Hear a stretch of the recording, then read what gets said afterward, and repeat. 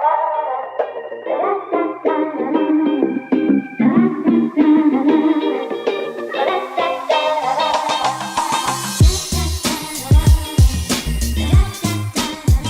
back, guys, to the Not So Subtle podcast. This podcast happens to have 3 hosts, 3 members, and coincidentally, that's the same number of views we got on our last podcast. Oh my god. Guys, welcome. No, Dane that's LaPointe. such a low energy start to hi. We're really climbing up the ranks. It was a high energy start, but a depressing one. Dane LaPointe, say what's up. Hi, guys. What's up? No, I'm doing okay. I was about to say I'm wearing 2 different types of socks again, but I realized that I changed before I left, so I'm wearing the correct socks. So we're off on a good foot. You're gonna be okay. It turns out. It was looking pretty grim, but I'm good now. You somehow figured it out. Yeah, by myself. I'll note. Jordan Miller, Hi. how's it going? It's going great. How are you going? Oh, I'm great. So when someone asks you like how you're doing and you say great, we all know that that's masking something else. Not everyone can be doing great all the time. The tears. It's always masking tears, but we put on a strong face. No, but for the have you guys others. ever heard that where someone's like, "Oh, I never ask people how they're doing," because they never actually say. They just say, "Yeah, I'm fine." I've never. Oh, yeah. I've never met someone that real. Just like, oh, I'm not gonna ask you how you're doing because you're lying to me. So. Well, no, but like they wouldn't say that directly to the person, but they like acknowledge that they don't typically do it because like that's a discussion that people have. Mm-hmm. How do you feel I think about it's that? just it's nice to say It's a how formality. you're doing, and if you don't do it, then you're actively not being nice. Yeah. It's nice. You're to be choosing noticed. to not do a nice thing. Or are you choosing to break Be a rebel. societal rules? Yeah, well, I mean, you can be Gandhi or you can be Dane. By breaking that rule, you're just being rude. So I'm not sure what you're like really getting. But is it rude to anywhere. ask if you don't care? I mean, you could care. The real answer is just care about it. No, I do, but not everyone can care about how you're doing. Well, then they probably wouldn't ask you. Or at least they're like attempting to care. I mean, that shows something, right? No. No. You should just answer with your It's full empty. emotional breakdown whenever someone asks. It's like, well, Yesterday, I ordered a Chick-fil-A sandwich with no tomato, and they still put tomato on it. Which was the greatest tragedy of my week the devils. last week. they still put tomato? Are you fucking? There's been 2 times, actually the past 2 times that I've gone there that I asked for no tomato, and they still put tomato on I there. thought So they were supposed to be the good ones. I'd count that as a tragedy. They were supposed to be the good service. They They were wronged you supposed to twice. They were destroy the Sith. Yeah, damn it. They've wronged you twice, and you're still going Once there? you said they were supposed to, I was like, oh man, someone's gonna make the joke. They wronged you They've twice. wronged me twice, and I still go back. Weird.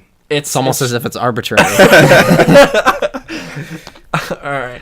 Guys, we're going to start off like we do the last couple podcasts with a rousing round of lightning questions from elfster.com. Shoutouts. Shoutouts to Elfster, my guy. I am a brand ambassador for Elfster. We are affiliate link holders That's of right. elfster.com. Click the link in the description below to get absolutely nothing from elfster.com. Please go to www.elfster.com. Input code not so subtle to get a bunch of lightning round questions. Yeah, Even free. more lightning question office party icebreakers that will have your coworkers shooting from the hip. That's a mouthful. If you ever wanted to know exactly where I'm getting these questions, you have all the info. Enter the code not so subtle on Elfster to get a mouthful. What if they listened in? They're like, we actually want to I don't like give that. you guys a I sponsorship. don't like that phrase.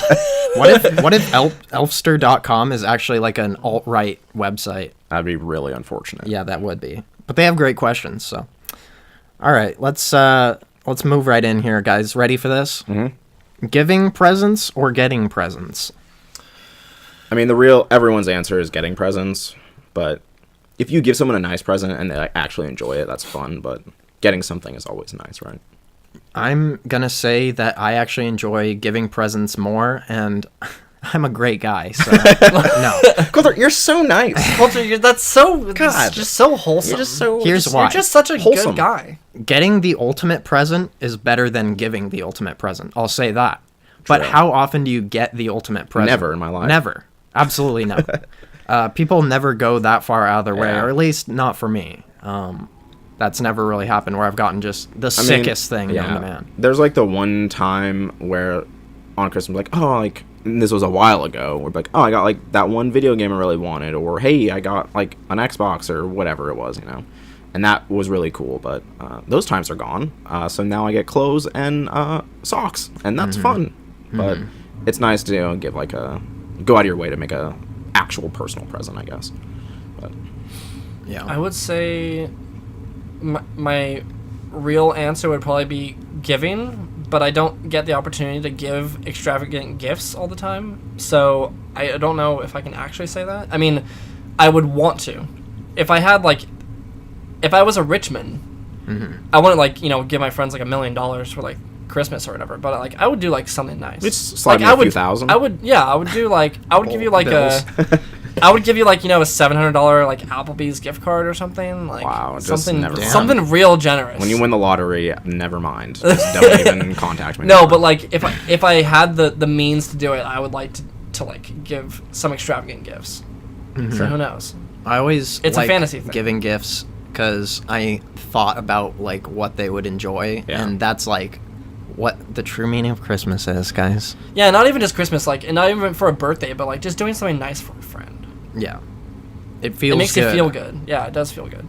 And the level when you get a present, I always feel like almost more awkward than happy. Yeah. Because like there's so many ways it can mess up. Like, What do you mean? If they give you like a bad gift or something like that, and you have to like somehow put on a ruse to like make it seem like it was good. Yeah. Like there's more pressure on the gift opener than the gift giver, because no matter what, the gift giver is like, yeah, I got you a gift. Like, I bought this gift. champ, you're gonna be happy. Yeah. Right? And then the gift getter is like, this is nice. Yeah. I don't have a gift for you, but That's why I kind of resorted this year for Christmas, is that I just asked like my sisters. I was like, I don't know really what you guys want. Like, I don't know the clothes that you like. I don't know you guys very well. I know that kind of stuff, but I was just like, just tell me what you want, or let me just buy you a gift card to somewhere you want, and that gift is from me. You said, listen, here's what's gonna happen. I said, listen, I am your going to gift. buy you a gift card, and you are going to buy something you like. Yeah. And That's I a did. smart way to do it. Just easier. Or just like, hey, just pick something out on Amazon or something, and I'll buy it for you. Just don't make it too expensive. Nice. You're a giving man. All right. If you had a child, what would you want them to... Wait. It does say what would you want them to be the most popular person in their high school. No, it's Or? would you... Oh. It's supposed to be would you want them to be the most popular person in high school. No. Because I know what it takes to become the most popular.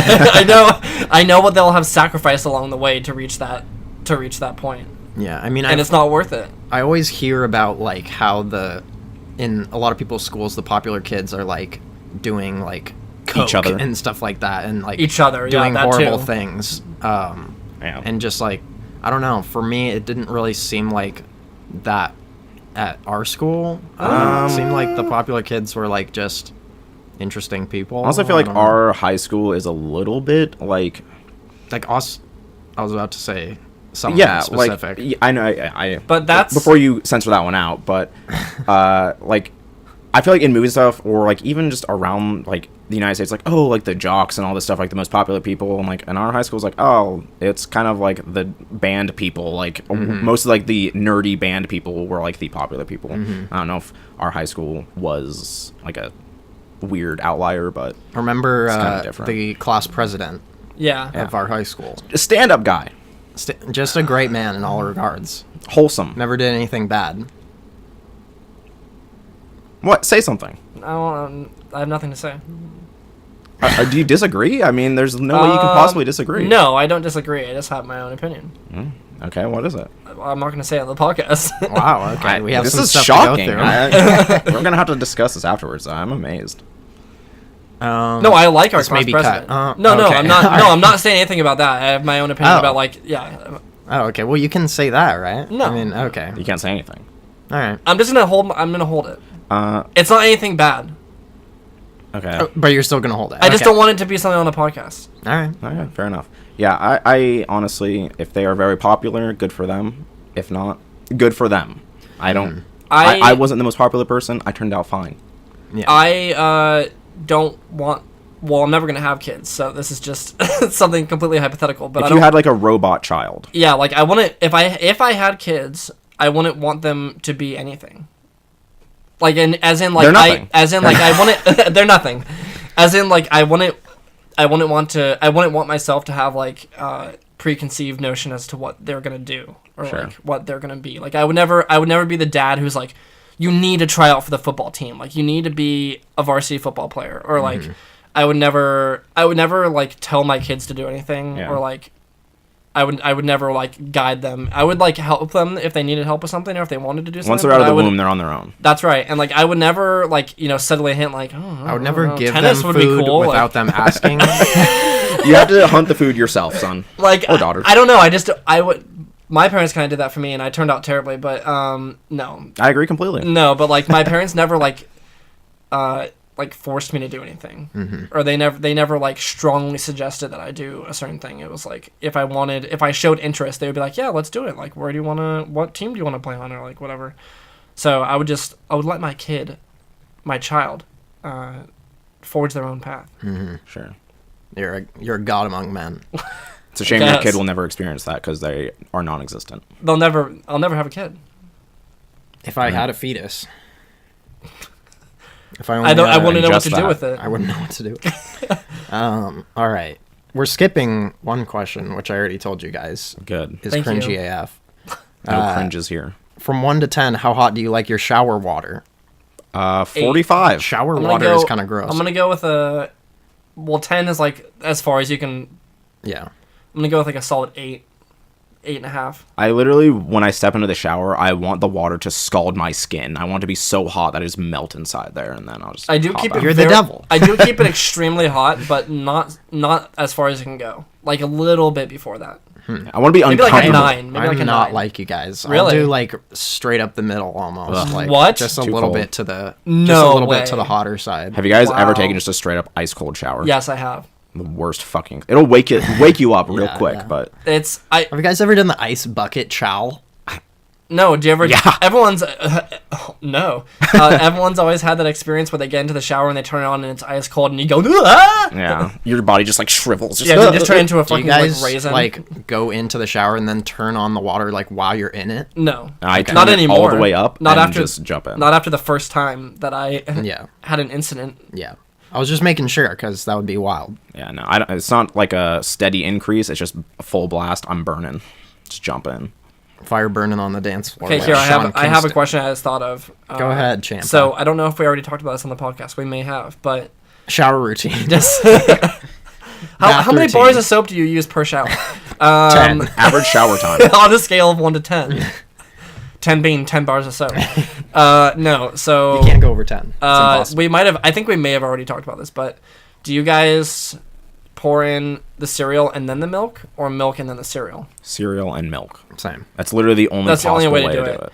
At work, there was a surprising number of There's a people who sociopath. said there's a sociopath who said that they pour in the milk and then the cereal. That's Like they pour the milk and it's in the bowl, Did they and then staunchly pour. support that? They were very adamant about that being the only way to do their it. parents brought them up incorrectly, and I'm sorry to hear that, but that's Look, just they're living a lie. you pour a bunch of cereal in, and then the milk, and then you can tell how close you are. If you just pour See, milk 'cause- in, you're just backwards. Exactly, You're broken like and that.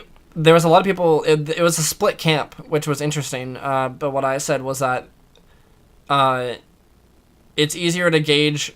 Well, I guess you could argue it either way, but it's easier to gauge how much cereal you need. Yeah. Like, or how much milk you need after you pour in the cereal, so you don't waste milk. And the other thing is that I hate doing the thing where like you have to if the top of the cereal isn't moistened by the milk, you have to like you take a bite and it's like too crunchy or whatever, or too hard. So then you have to like stir up the cereal. Yeah. If you pour the milk in over the top, Please clear your you're throat. good. It's true. That Like, does help it. It's fine. The milk like covers the cereal before you even take a bite. It's like it does all your work for My you. ratio of cereal to milk is probably like 80% cereal, 20% milk, but I do Really? make sure to cover with. I So put you a do lot cover of the cereal top. in, Yeah. Okay. Yeah, I do try to get all of them a little bit moist. I like it when they're crunchy, but you still like they're Yeah. still They're a not little dry. moist. They're Yeah. not dry. Yeah. Yeah. Okay. Yeah. So what's the ratio for you, Champa? I'm gonna go with like 70-30. Say 70-30 cereal P70. That's fair. Yeah. It seems like we're all pretty much in agreement on that. That's weird. First time. That's true. First ever. time for everything. I hardly ever agree with Actually, you guys, never but mind. I pour my milk first. I don't even eat my And you're cereal. staunchly- I don't even see. And I will argue about it. I don't even eat my cereal with milk. So I just drink. Do you guys use a spoon? no, I use a fork. I just go. I use a butter knife. I just pour it into my I mouth. use knife. I use knife for cereal. I just In pour mine Russian into a gulag, strainer. You do not get spoon for cereal. Kermit, what do you think? Oh, you don't even like cereal? Wow, fuck off. Get them out of here. Wow, Alright. that's. I was knew you were green. Take them away. I always knew you were green around the Gilliams. All right. If Kim Kardashian, this one's a little basic. I I don't already like don't it. It like sounds this. cringy AF. If Kim Kardashian and Donald Trump were both drowning and you could only save one, who would it be? Oh, Kim God. Kim Kardashian. Kardashian. That's right. That's the only Yeah, answer. That's not an icebreaker. That's just a trivia question, and it has a correct That's answer. not an icebreaker. That's subtly saying, who would you rather kill? Or not Yes. kill, but let die. Yeah. That's subtly saying whose life do you value less. You might as well kill them. This is a pretty political question. I Kim would- Kardashian, she's political. Is she? She's going to run for office. Could you imagine that? Quite frankly, I mean, at this point, yes. At this point, anyone's fair game. I don't Kanye, know- she's going to be the first lady. yeah, I don't know of anything that Kim Kardashian has actually done that would cause me to dislike Rage. her. Oh no, sorry. No, I mean I don't care. That's the only thing she's done. Oh, nice joke. I'm sure she's That's done more. comedy. That's comedy. Yeah, like there's no. I don't know any of her political views that might turn me against her, but like she's just a reality star at this point. Yeah, So she's just making money off Whatever. of She's you know, just- products. yeah. She's just a product herself. True. A product of society. A product of her own devices. Do you like the smell of gasoline? Somewhat. I mean, I wouldn't say I like it. I sniff gasoline all the time. I sniff gas. I've never. I sniff gas. I don't think I've smelled it like in a while. I remember, or you know, like when you do one of those pop like champagne bottle like firework type of deals, and then you put it up to your nose and you're like, You snort a little bit and of then it. you're like, And then you sip it like little. yeah, you sip the champagne that's You in sip there it because they little- actually. A lot of people don't know they put a little champagne in the champagne Little bottle. champagne. You can- Huh. And you go like this and suck it up. That's not true. It's not. It's No, but Or when is you it? smell that, it smells real good yeah. to me. It Isn't certainly that has an just aroma. like, but Gunpowder. yeah, that's not gasoline though. That's like that's gunpowder. it's like Listen, gunpowder it's- or like it's flammable like materials. poppets or Yeah. like something like that. With gasoline, wait. So is this? I'm confused. Is this a question because apparently some people like the smell of gasoline? Yeah. maybe. Oh, I Some don't people know. sniff it. I mean, I don't know. I mean, there is something about the smell of gasoline that like it's intriguing. Yeah. Like I'm not Like, immediately disgusted by it. No, I don't mean like I'm gonna go sniff a thing of gasoline, but I mean like That's when funny. you smell it, you're like, that's Yeah. I'm like I want to smell. There's I kind something to of that. want to smell that. Yeah, you wanna but you don't take a want to. whiff. Yeah, but you Yeah. don't want to smell it. You I feel was like you just shouldn't? pumping. I What was do you just do? pumping my gas today, and I don't like when my hands smell like the gas pump. Yeah. But I don't necessarily dislike the smell of gasoline. Yeah. Okay. That's an interesting question. Can't someone go one way or the other? I feel like that's a Rorschach test. Like Yeah. if you like gasoline, If you like gasoline, you're you're like a a sociopath or something. Sociopathy. Okay, guys. You're a Can sociopath then. Can you touch your toes without bending your knees? No, No. Probably. I think I could. Let's see it. I'm too tall.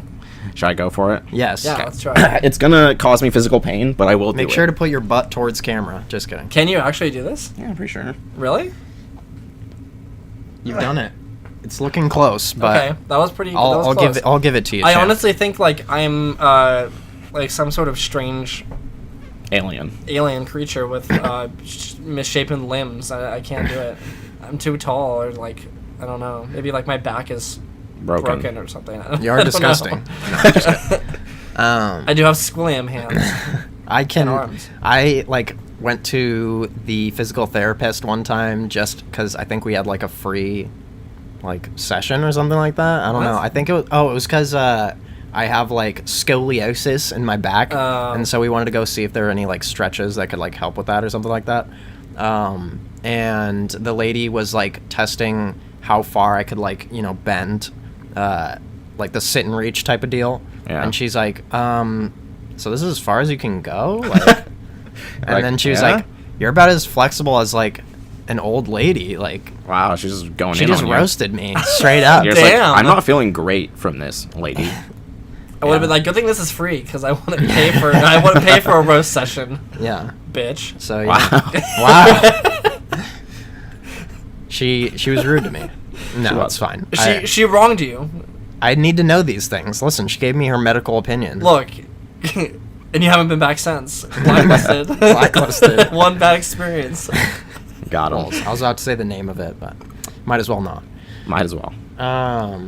Is it local? Yeah. Is it close enough for us to go burn down right now? Yes. Careful. We're going there after. Careful. Having a The party. girl that said that is probably not working there anymore because she's been She won't fired be for after roasting too many people with gasoline that smells good. All right. Does burning flesh smell good? I mean, we all know that. We all have our own answer to Doesn't that. have to be said. Yeah. Yeah. Do you like the name Charlie for a girl? No. Sure. So quick, just no. And not because recently I've been more aware of the fact that names have gender has no bearing on name. So you just hate the name Charlie. I just don't like the name Charlie. Okay. Charlie Rat. Charlie. Bad memories. Ow, Charlie. No, I don't know. Like, It's definitely an English name. If it's an Englishman, I'm fine with it. yeah, like, I don't know. It just for anyone, I just don't think that's the best name. Charlie I like Bucket? I like Charles better than Charlie, Yeah, Charles is fine. or like Charles. Charles. Charles. Churl. I like Churro. Churro. I would name my kid Churro before I'd name him Charlie. That's a sick name. Churro. What up, Churro? Someone just actually What's up, named their child Churro. Churro. Like, I was at Disneyland trying to get me one of those churros, bro. He's a churro for Churro. churro. He's a churro, bro. Nice. That's what Let's his friends stop would call the bit. him. Stop. Let's just We're done. stop. What? It's going off the rails. Do you know the definition of triskadecaphobia? I know something Uh, called Fear of numbers. Triskadeca? yeah. Fear of the I'm gonna number say 36. Fear of cheese. Fear of numbers. Fear of the number 36. That's actually incredibly close. Which one? The second one. Well. It's- Number 33. I don't know. It's Threes. extreme superstition regarding the number 13. Ah. Oh. I feel like that's just being a fucking idiot. Let's just go into how do we feel about superstitions like that? Ridiculous. Are there any superstitions you hold dear? No. I'm sure there is at least one. I mean, there's like... No, I don't think there are. There's or like knocking on wood is basically a superstition. I do that as a joke. Do you step on a crack and break your mother's back? Never have I ever. Well. Case closed. No, I mean, like, there's all those things where it's like, if you walk underneath a ladder, you're gonna, like, die or something. Like, that stuff's so dumb. Well, what about I do. spilling the salt? The only... No, I don't... I do know one that Dane held true to. You're a his heart. sociopath. That's all. 69. 69. No, but also the 69 curse. there is a thing with people who either smoke or use some sort of smoking device and use a lighter, and it's to never use a white lighter. Oh, the white lighter, yeah. which that's Dane true. held vehemently close to him. Listen, I it's don't- arbitrary, so. That's true. That's true. I've never smoked with a white lighter. I don't get it Because everyone else said so. No, because all members of the 27 Club were found with a white lighter on their possession. Janis Joplin, Kurt Cobain, Amy Winehouse. This is the most crackpot shite I've ever heard in my Like- life, and you're defending it. It's weird, dude. There's some tinfoil hat shit going on right here. I don't know. Also, like I knew we'd find one. Also, just white lighters are unappealing. Move towards I'd the rather white use my light favorite color, like blue, Okay. or like maybe a red, to get Sure. lit. to get what? Last one that we're gonna do because the last three are garbage, and we've already taken too long. Fair enough. Have you ever tasted soap? Yes. Yes. Yeah, I think so. What kind of question is that? Like I don't actively. Someone's gonna be like, eat it, "No, but- No, I've never. I've never accidentally I ate a bar. ingested I ate a something." bar of soap. Those 10 bars of soap that I eat, that you eat. that I use in the shower, 4 of them I eat. Oh, weird. How many bars of soap do you eat when you take a shower? Like at least 3. Shower routines. Shower routines, guys. How much shampoo do you put up your bottom? A whole bunch. A whole bunch. Okay. Squeaky Yeah, clean. get it? Not really. Guys, Like a hole? Oh, Like a butt? I get it now. we've done it. Yet again. We've cracked the code. let's get a round of applause for Elfster.com. Shout out to Elfster. Go ahead and hit the affiliate link down the description below. Doobly-doo. Down in the old doobly. Down the Guys, Who won that one? I did. me. Oh, okay. Dane did. Okay. Guys, so on this podcast, we talk about pop culture, movies, TV, sometimes. Anime, sometimes. Never. Very rarely. Very rarely. Video games. Unless it's an anime film, True. And a in great which one. case it's That on our that we can all agree on. 10 list. Which is, there's only one ever. Yes, that's right. Princess Mononoke, die in a fire. All right. Guys, Scared it away. yeah, so All right. we also talk about video games, but we won't do that just yet. Guys, movies are on our brain and on our heart Yeah. and in our soul And in my pants. and part of our multiple personalities. Guys, we watched Split. I didn't, but I did. Not bad. How was that? That's Pretty pretty good. good. Thanks, guys. They're barely different. Yeah, they were. You could have done better. I could have. Listen, it was. You didn't try. I just threw that one out You there. didn't try. I didn't rehearse that. I You just didn't try. threw it out, man. Guys, every week we pick a film out of our little bag from a list of films that we affectionately dubbed the Wacky Film List. The reason we did that is because the day we record is Wednesday, and we named it Wacky Wednesday. Not my choice. And You were on board at the time. You like to say I'll that you be- were. You've made that clear. I'll be against it till the end of days. But it's here to stay for now. Until Off camera, you love it. until we get a sponsor, then we can call it Sponsors Wacky... Not Wacky. We'll call it the Sponsors Film List. Okay, yeah, sure. Oh, that'd be They'll pretty sponsor good. our film list. Like the AMC film list? Yes. Yeah. Like the... We'll never get sponsored by AMC. Like the Lunchbox Laboratory film list. Depends on which one it is. We're not getting into that. If it's the best location, then yes. So guys, we picked out Split to watch this week. I hope you guys watched it. Only 3 of you know you weren't that we talking to picked me. that. So, and they're probably all disabled. Guys, we watched Split Jesus. today, and we We watched did nothing else. We watched it. Yeah, that's right. We haven't discussed it, and we're going to do that now. Okay. What did you think of it, Jordan? I hate when you do that. I didn't have really that many expectations going into this movie. When you guys said it was a M. Night Shyamalan joint, my interest was piqued a little bit because He's a weird guy. he's a weird dude. He's made some good movies. He's made some bad movies. What movies of his have you seen? I've seen. Let me go through them. Signs. Yes. Sixth Sense. Yes. Lady in the Water. No. Devil. Yes. The Visit. No. Unbreakable. Unbreakable. No. What's the one with the village? Is it called The Village? Village. Yeah. Okay. And seen then that. there's the one with the plants. What was that? Oh, The Happening. Yeah, The Happening. I haven't seen that. He's had some stinkers. He's had some Oh, bad and ones. The Last Airbender. Oh no, I haven't but we seen don't. that. That's... We don't. Well, I did. I'm sorry. I did. I offer you my condolences. Did you see that movie? No. Thank you. Thank Yeah. you. Let's add it to the list. No, I don't. Oh, man. That'll be a That's a not bomb even. and a That's half. not even a fun bad movie. Guys, we got one of our landmines out of the way, and we need to add another. Got to replace it. That's right. So yeah, honestly, out of most of those that I've seen, they're all fairly decent movies. I would say out of all of them, maybe Devil is the weakest, although it's an interesting premise. Oh, that you've seen. Yeah. Okay. Yeah.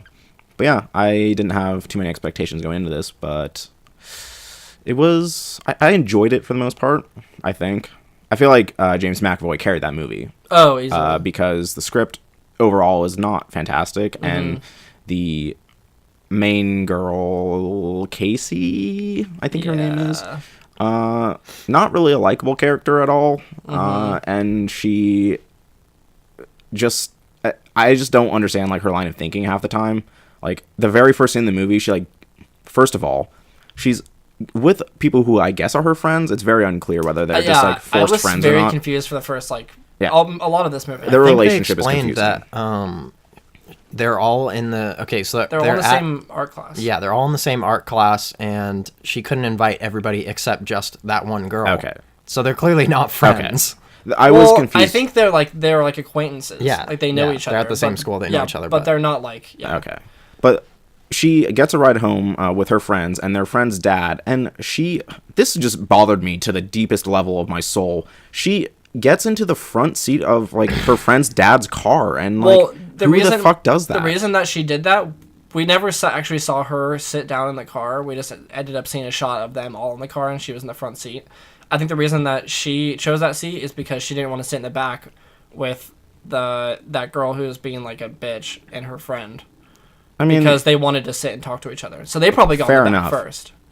That's what I'm thinking. It doesn't make sense. Like, every person in their right mind, the daughter of the guy, the father driving, they would just sit in the front seat. But then that girl would be in the back with her friend that she doesn't know. And now she's in the front seat, not talking to anyone, with her dad next. That's what she wants. That's what she wants. The girl whose birthday party it was probably like, oh, I call the back, like, with what's her face? Yeah, with like, let's sit in the back. But honestly, neither of them were rude to her. Like, they were all like, there was some tension there because it was very clearly them and her. They seemed fine, but anyways, it's just the setup premise was strange, and she seems to know everything. The premise for the whole movie is that she sat in the front seat. That just ticked me off at the start. It just doesn't make any sense. In the synopsis, the wheels turning. In the synopsis of the film, it actually says a girl chooses the front seat and gets taken. James McAvoy of an acquaintance's car. leads an eclectic cast of girls who, in this case, one of them takes the front seat over the one who was supposed to. Acquaintance's dad's car. It makes no sense. And from there, I just couldn't believe the rest of the movie. So from there, I was out. No, but honestly, she is a bit of a Mary Sue, and like she just knows everything, and like her motivations just don't make sense to me at all, and I just couldn't get behind her. But James McAvoy with his split personality, it's pretty good. He was interesting. I felt tense at some points, especially when he's in his office with his psychiatrist, I believe. Talking, like, there's some really intense moments there. And then, of course, like, the M. Night Shyamalan twist. Didn't really do it for me, but... I really actually liked the ending. Really? The last, like, 20 minutes, probably, I thought were the best of the film. I wasn't a fan. Yeah. Really? I'm sure we'll go into the spoiler, or the twist. Should we talk a little bit more without spoiling it? Sure, yeah. Go ahead, Champa. Okay, I kind of agree mostly with Jordan. The script I thought was not great for the most part. The thing with M. Night Shyamalan is that I've always thought that he's a pretty competent director, and I've seen all of his movies. I haven't watched The Happening all the way through, and I actually turned off Lady in the Water because I hate that movie. But for the most part, all of his movies hold my interest. They do. I guess now his thing is like having a twist at the end, and it's like, oh no, you're gonna get Shyamalan at the end. Yeah. And so it's like, I mean, that's always been his thing. Yeah, I know, and so it's hard not to watch one of his movies and just kind of like find yourself reading much further into a lot of the things that are happening, because they're like, oh well, we know that she's gonna have like, or whatever, like you come up with these wild theories in your head because you know something crazy is gonna pop off at the end. But that being said, I don't think that and I don't know if he writes all of his movies, but I know he's written some. I don't think he's the best writer. This script was just odd. It was one of those things where, like, I think you said in the beginning, you're like, this is a script, or like, this sounds like a script. Colter, but yeah. Okay, yeah. Like, there's no chemistry, like, at all between any of the characters, and everything just was so forced to me, except for James McAvoy and, like, his psychiatrist at some points. Like, he was actually really good there, but... Yeah, I thought he did a great job, and like, it almost got to the point where, and I guess this is what they were going for, but when he would be talking to them and he would be in whatever personality it was, and then he's saying like, okay, I'm gonna go, and like so and so is like, they're gonna get upset that I was here for too long or whatever it is, then I would, like, in my head expect like another character to come in. Yeah. But it's just him like doing the same thing, which is odd because like it could very easily come off, if you didn't play it the right way, it could come off as a gimmick and be like, oh, he's just like, this is just Oscar bait, or like, you know, whatever, for him doing some kind of crazy performance. But I actually thought it was pretty good for the most part. But yeah, I don't know, I found myself kind of bored, like, in parts of the movie, like, whenever they would cut back to the girls, like, enacting some escape plan or like doing something, I always felt like it was just busy work for us to get to the next scene with him and the psychiatrist, because that was really where the plot developed. Like, whenever they would show those two talking, it was always like them getting closer to like the actual point of what was going on. You don't get anything him. when he's talking to the girls. Like, he's just like, oh, there's like some like ritual or some shit. And, like, there's no explanation. So he's just like, I have no idea what he's doing. And there's right like now. little things where he'll say, like, they kind of connect the two storylines where, because it is kind of like two different like, movies almost happening. Like, he like completely leaves the building that he's in or whatever to talk to the psychiatrist and like does all these things while they're a lot of the times just by themselves, like in this room or whatever. But they would say things occasionally where like he would say, oh, I need to go now because like it's getting really dangerous now that one of us is trying to contact the psychiatrist, or like he would like acknowledge things that we have learned from like him talking to Karen or the doctor or Dr. Fletcher? So I don't know, I every time I would cut back to him and the doctor, I would be back on board, and then it would cut back to the girls, which I didn't really care about any of the girls. I don't even know the other two girls' names. Karen honestly. and Marsha. Okay, yeah, I don't know. Claire and Marsha, sorry. I don't care about them at all. They're and basically non-existent. And even the main character, I guess you could say she's a Mary Sue. In one way, I kind of thought that maybe she had... They kind of made it seem like, for instance, in the beginning where she's like, the girl's getting pulled out of the room, and then the main girl, she's like, oh, pee yourself, or like pee on him or whatever. Those kind of things, and like her like having like the balls or whatever to stand up to him was explained through her flashbacks with her uncle. And so I think I think that's what they were going for. Like it didn't pay off quite as well as I think they were looking for, but like I think we're supposed to believe that she learned to fend for herself because she was dealing with the abuse from her uncle. Like, I agree that's what they're going for. I felt like that part just came off cheap. Like, it's not done well, and like her just... There's so many times in the movie where she just always is knowing exactly what to do in a situation that just makes zero fucking sense. It's just like, you don't know like what this guy is capable of, what this person is like doing. Like, you have no idea what's happening. She even says that at one point when the other friend is talking about her like knowing karate or whatever. She's like, that's like a predictable thing. Like, you don't know what's going to happen here. And then she just knows every like single thing to do. Like, it makes zero sense. Her character was written pretty badly, but I liked her performance towards the end. Yeah. Like that's why I like the last 20 minutes, because everything kind of comes to a head, and then she, I think, acts the most realistically that she does in that movie in the last last 10, 15 minutes. But I think it's supposed to be like she's been through so much abuse that she's better equipped to handle when that's what I mean. Something like that goes down. Like she doesn't like shut down. Like, she doesn't shut down and be like, oh my god, we're being kidnapped. She's like, okay, I'm gonna get the fuck out of here and like do what it takes. So she's like numb to it almost, which is, I don't know. I in that sense, I thought that was kind of cool. Not cool, but I thought it was good that it was a nice like character arc, I guess, where like that kind of those flashbacks actually explained to us why she was able to do some of the things she was doing, but it wasn't fully fleshed out. When they started showing those flashbacks, and as the movie like started going on, it was like, okay, these flashbacks are obviously supposed to like flesh out why she is the way she is, but I was definitely hoping for there to be more direct like correlation or like some sort of it was kind of narrative, logical, interesting like developments. I don't know, the execution of that was kind of weird. It seemed like just like a cop-out to like, it's like, oh, how can we like solve this person's problem of dealing with this abuse? Oh, let's just make a really like one scene where she gets abused. It's like, okay, you guys could have like put a little bit more effort and thought into how this is gonna actually work. Like, it's just like a cheap way to explain something in the movie that doesn't have to be like that at all. It's just pointless to me. But yeah, I think as the movie was going on, I was like, okay, this is gonna like pay off, and like something really story-wise interesting is gonna happen, and then it never really got to that place. So that was kind of disappointing. The last scene that we even see in that like other storyline or like those flashbacks is that her father died of a heart attack, I guess, and then he's like, "Oh, you're gonna be a good girl, right?"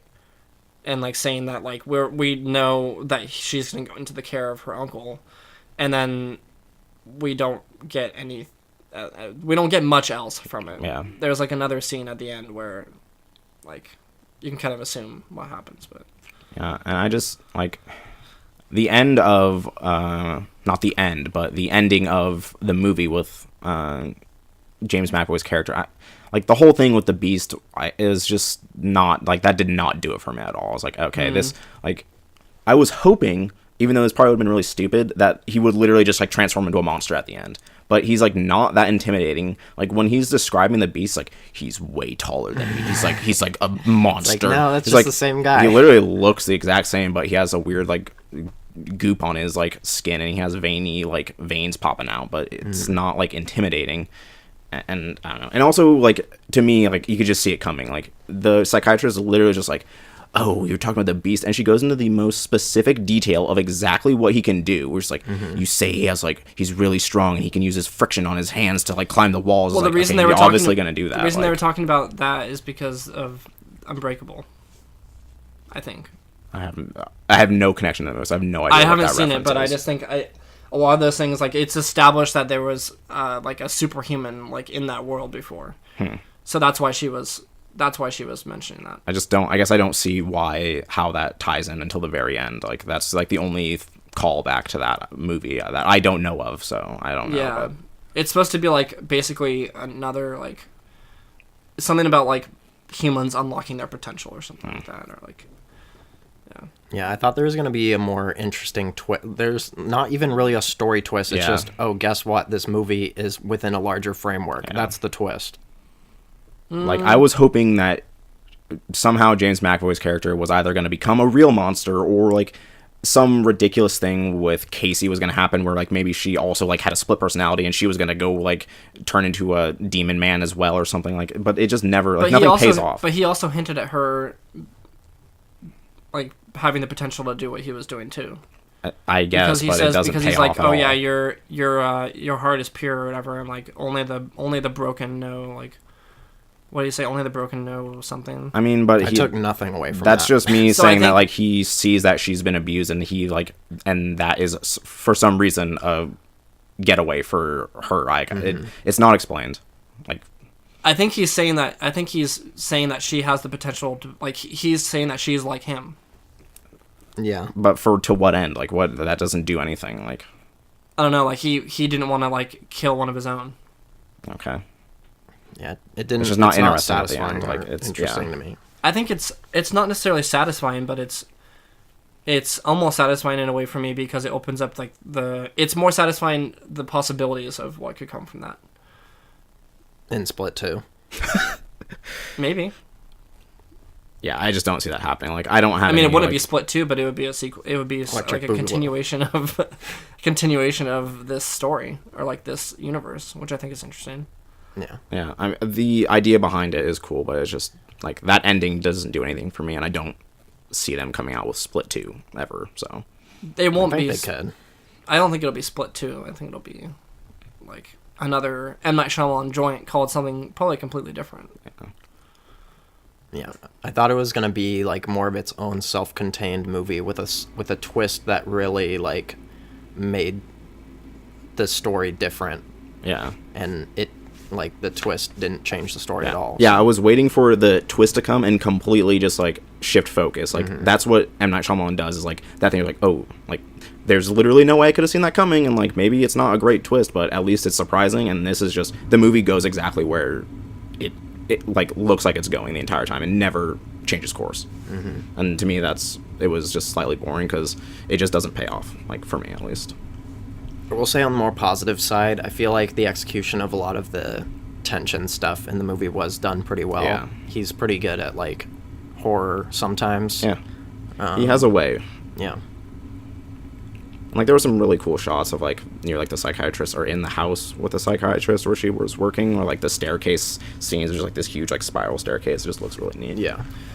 I think it's like long hallway shots. One thing about M. Night Shyamalan is that less is more. Yeah. His movies are always very like either the concept or the scares or even just like the plot itself is always pretty simple, but he like is able to siphon a lot of either action or horror or comedy, sometimes comedy, or just stuff out of that simplicity, which I like.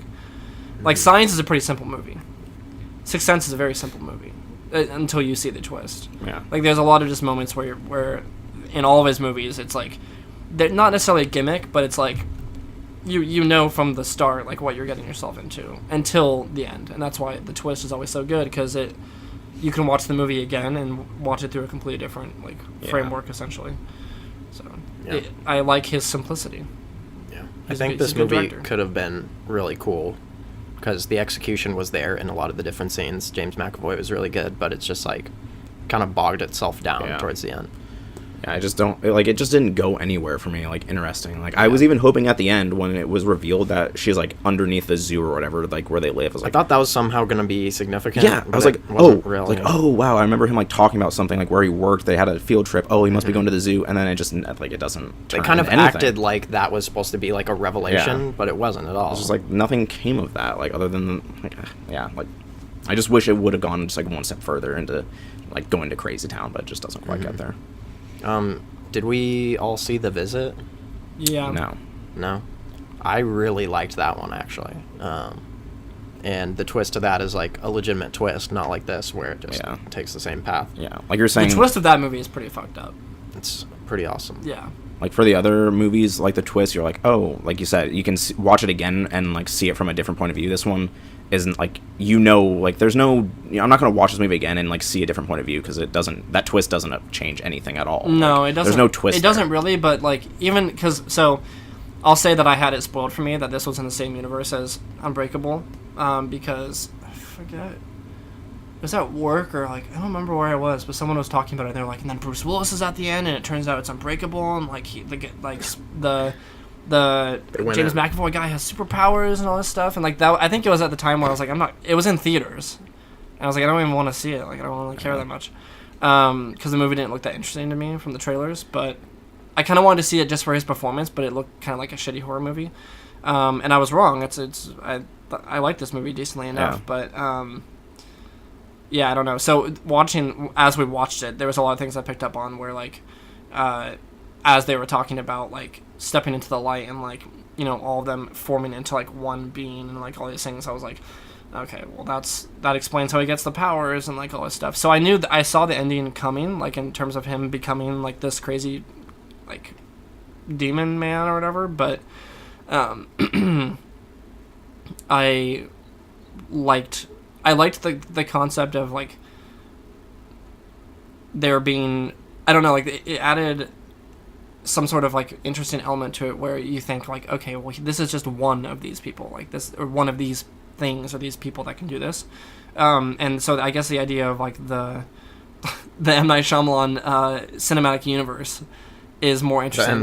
The MCU is more interesting to me than like the movie itself. The whole concept and like the lore behind it is actually really intriguing to me. Yeah, like, but I guess maybe if I had seen Unbreakable, I would have some sort of like connection like that. But it just like that connection means nothing to me, and it still doesn't, because like I haven't seen the movie. I don't know. Should we put Unbreakable on the list? Is it a good movie? I've heard it's a pretty good movie. It's one of it might be his first movie. I think it is. Yeah, I just don't have like that connection or like longing to see anything else in this universe, because I didn't need it to be that, and I'm like, I feel like that's not as cool to me as just like it's decently what rated. It is. Yeah. Any other thoughts? No. I would vote that we put it on the list. Overruled. Fair enough. Vetoed. All right. Well, I guess is that it? That's all I got. Boss Nass. Well, that's it for that. Give our review. I guess, yeah, let's give our review, I guess. I'm going to give it a 7.5 out of 10. Okay. Because I enjoy M. Night Shyamalan, and like I said, I appreciate his simplicity and his execution of most things in most of his movies, and this one included. But it left a little bit to be desired. I also feel like you can't watch this movie and not be impressed by James McAvoy's performance. I think if someone was thinking about should I watch this movie? Don't be like me and assume it's going to be a shitty horror film, because it's a little more than that. And I think it's worth it for his performance alone. It's some genuinely good. It's an interesting scenes. performance. So there's some good stuff buried in some questionable script writing and execution. But overall, I would say it was pretty good. Just it fell short of great. Yeah. Which is sad to say. Are you gonna give it a score? 7.5. Oh, okay. Yeah. 75. On my recommendation scale, I'd recommend this to, I guess, fans of M. Night Shyamalan. Yeah. It's kind of hard to recommend it to just any, like, horror fan or something like that. It's more like a thriller. I don't know if horror Yeah, is I the don't right know if it's word. It goes into some horror towards the end, Yeah. kind of, but Yeah, you sound like the boss from Office Space. yeah, I'm gonna have to ask you to not watch the film. Coming No, I'm on just kidding. Saturday. Yeah, I mean, if it's easy for you to get a hold of, I wouldn't say don't watch it, but yeah. Would you say that it's fair to say that it's worth watching for Mr. McAvoy's performance? Yeah. I kind of would. I said at the beginning, I'm not intimidated by him. Straight up. He's a little too nice of a guy looking. Yeah, he looks like a gentleman. Yeah. Maybe that's what's scary about it, because anyone could have that lurking within them, rather. Not for me, but maybe for someone else. I'm sure for a lot of other people, because it seems to be the case. The devil within. Speaking of Devil, I looked up, and M. Night did not direct Devil. Oh, but did he not? Did he produce it? I think he produced it. Or write it or something? Oh, interesting. I really thought he did. Yeah, I feel like I remember seeing his name over that one, but I'm pretty sure his name was heavily... Yeah. Like, it's sort of like a emphasized. Steven Spielberg joint, where if he's involved... His name's going to be seen. It's going to be all over the movie. all right. Unless he actually directed it. I'm gonna give this movie 5 personalities out of 10. Damn. But Whoa. I'm gonna give this movie 24 personalities out of 30. How do you like that? That was not bad. It was, Thanks. And It was I'm gonna give this acceptable. movie 8 out of 10. Jordan, which one is the one? Jordan, which one are you? 24 personalities out of 30. When she's just like, What are who their am I other- talking to what right are now? their other Am I names? talking to Eddie? We got Jade, Barry, Kevin, Beast. No, the names of your personalities. Jordan, John, Jacob, Jingleheimer, Smith. And Jerry and Smith. Jiminy. And Jiminy and Jerrison. Jerrison. Jareth. Jareth. That is such a deep cut. That's a deep cut. That's such a deep cut. If anyone knows that reference, email us at itsnotsosubtle@gmail.com. Actually, though, Yeah. because no one will know that No one will reference, know and we'll that. never Thanks, get guys. it. We haven't gotten an email. Let yet. alone, Why let would we alone, know? yeah, let alone the people that watch the podcast. Yeah, that's that, guys. Yeah, M. Night Shyamalan wrote Devil, and he also. M. Night produced. Shyamalan Scroat. All right, I'm so sorry. I just don't like that much. I'm not a fan. Guys, the Oscar nominations came out for 2018 Oscars. That is goddamn Hey. right. We're gonna quickly go through them here. I have them on my phone. I as haven't well, seen so half I can, the. No, champ. No, so I can keep up. We're going through the list top to bottom. And Every we're also single gonna nomination. do. We're also for each one. Should we predict which one will win the category? Sure. I suppose. We're gonna go so fast through Shape this. of Water Let's go. sweeps the Academy. That is the one to beat as of right now. Yeah. I wouldn't know. Nor would I. but How it about does I have a say lot the of one that options. I know that I've seen? Okay, so for Best Picture, Shape of Water, Darkest Hour, Dunkirk, Phantom Thread, 3 Billboards Outside Ebbing, Missouri, Get Out, The Post, Call Me By Your Name, Lady Bird. I've seen Get Out and Dunkirk. I will say if Dunkirk wins Best Picture, I will shoot myself in the foot. It's not gonna win Best Picture. I think my prediction for Best Picture is. How many of these movies have you seen before you say that? I've seen Get Out and Dunkirk. Well done. But I've You wanted. can make an educated guess, But I've I'm wanted sure. to see all of these. Knowing what I know, I've actually been following a lot of buzz and stuff about these movies before and after they released. So I think my personal guess for Best Picture is going to be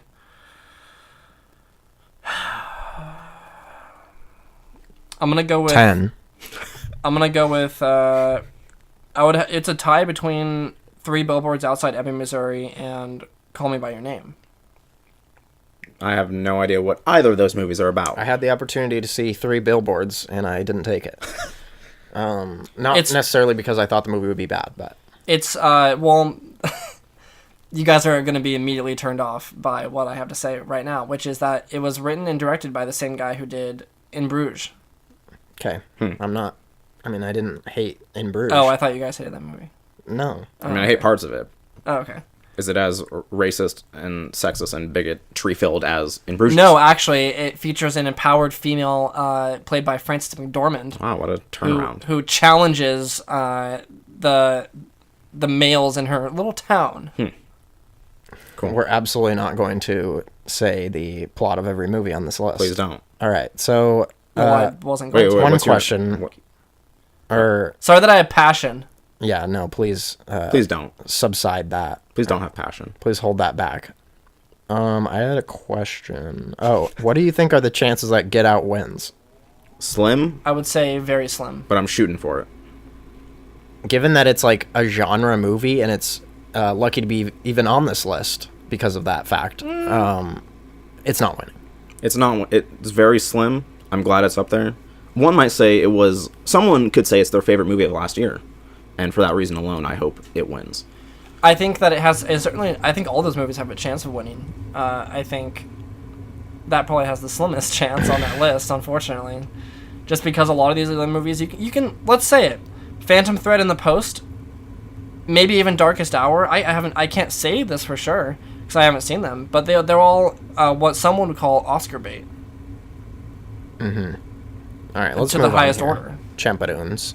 Best Actor, Daniel Day-Lewis. Surprise, surprise. Phantom Thread.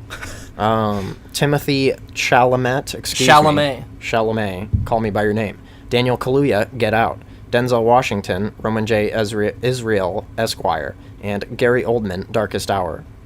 There are no surprises on this list other than Daniel Kaluuya. For this one, I'm going to guess that's either going to be Timothy Chalamet or potentially Gary Oldman because he had a very transformational... You've heard. He had a transformation. He did actually have a physical transformation into Winston Churchill. And I've seen pictures... He actually became Winston Churchill. I've seen pictures of it. It looks insane. I don't know how his performance was. I'm assuming it was good. But if it's as good as the makeup, it could be insane. Because he doesn't even look... You wouldn't know it's Gary Oldman. What are the chances Daniel Kaluuya wins this? I'm going to say less than 0. I'm going to say even less Slim. than it winning Best Picture. But again... Yeah. Underdog, I'm gonna go for him. Yeah, I mean, I'll shooting be for my happy boy if... Daniel because that's the only movie I've seen. Yeah. I think he's great in it. He carried the movie. Is Timothy Chalamet? Cool. Did I say that right, champ? Yes. How old is he? Do you know? Very young. Very young. Oh, okay. I'm gonna go with 4. Under 18 for sure. Oh, he's a kid. Oh, okay. I think so. I was gonna say that Daniel Kaluuya is the only non-old man on this list. Oh, sorry. Timothy is 22. Never mind.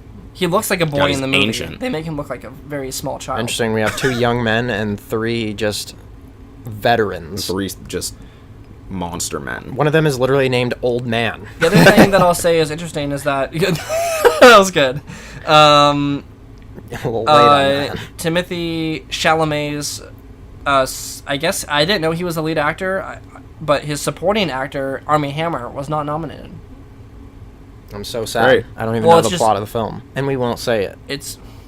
I don't even know who that is. I actually hate that you're doing that. There's no reason to go into the plot of all these movies. All right. Okay, best actress. Why would we talk about movies and not discuss? We've seen none of them. Let alone the supporting actor for a movie we haven't seen. Who cares? Best actress: Sally Hawkins, Shape of Water; Meryl Streep, The Post; Frances McDormand, 3 Billboards Outside Ebbing, Missouri; Margot Robbie for I, Tonya; and Saoirse Ronan. Ronan. You got Saoirse. Lady Bird. I'm gonna say either Margot Robbie or the actress in The Shape of Water will win. I have absolutely nothing to say on this. My top pick for this, or not my top pick because I haven't seen these movies, but my educated guess is going to be Francis McDormand, followed by Saoirse Ronan. Great. Best foreign language film. Do we You even care need so to go much. into this? Absolutely not. We've seen Why none of wouldn't them. we? Do you know anything about it? No. We've barely seen the American domestic movies on this list. Now the foreign language ones. Okay, are whatever. All right, give me your best guess as to who's winning the foreign language I don't. films. I that don't aren't know. even I'm all just in saying. Why would English. we skip over it? Because we don't know anything about any of them. It's literally obvious. Okay. All right, best supporting actor: Sam Rockwell, 3 Billboards.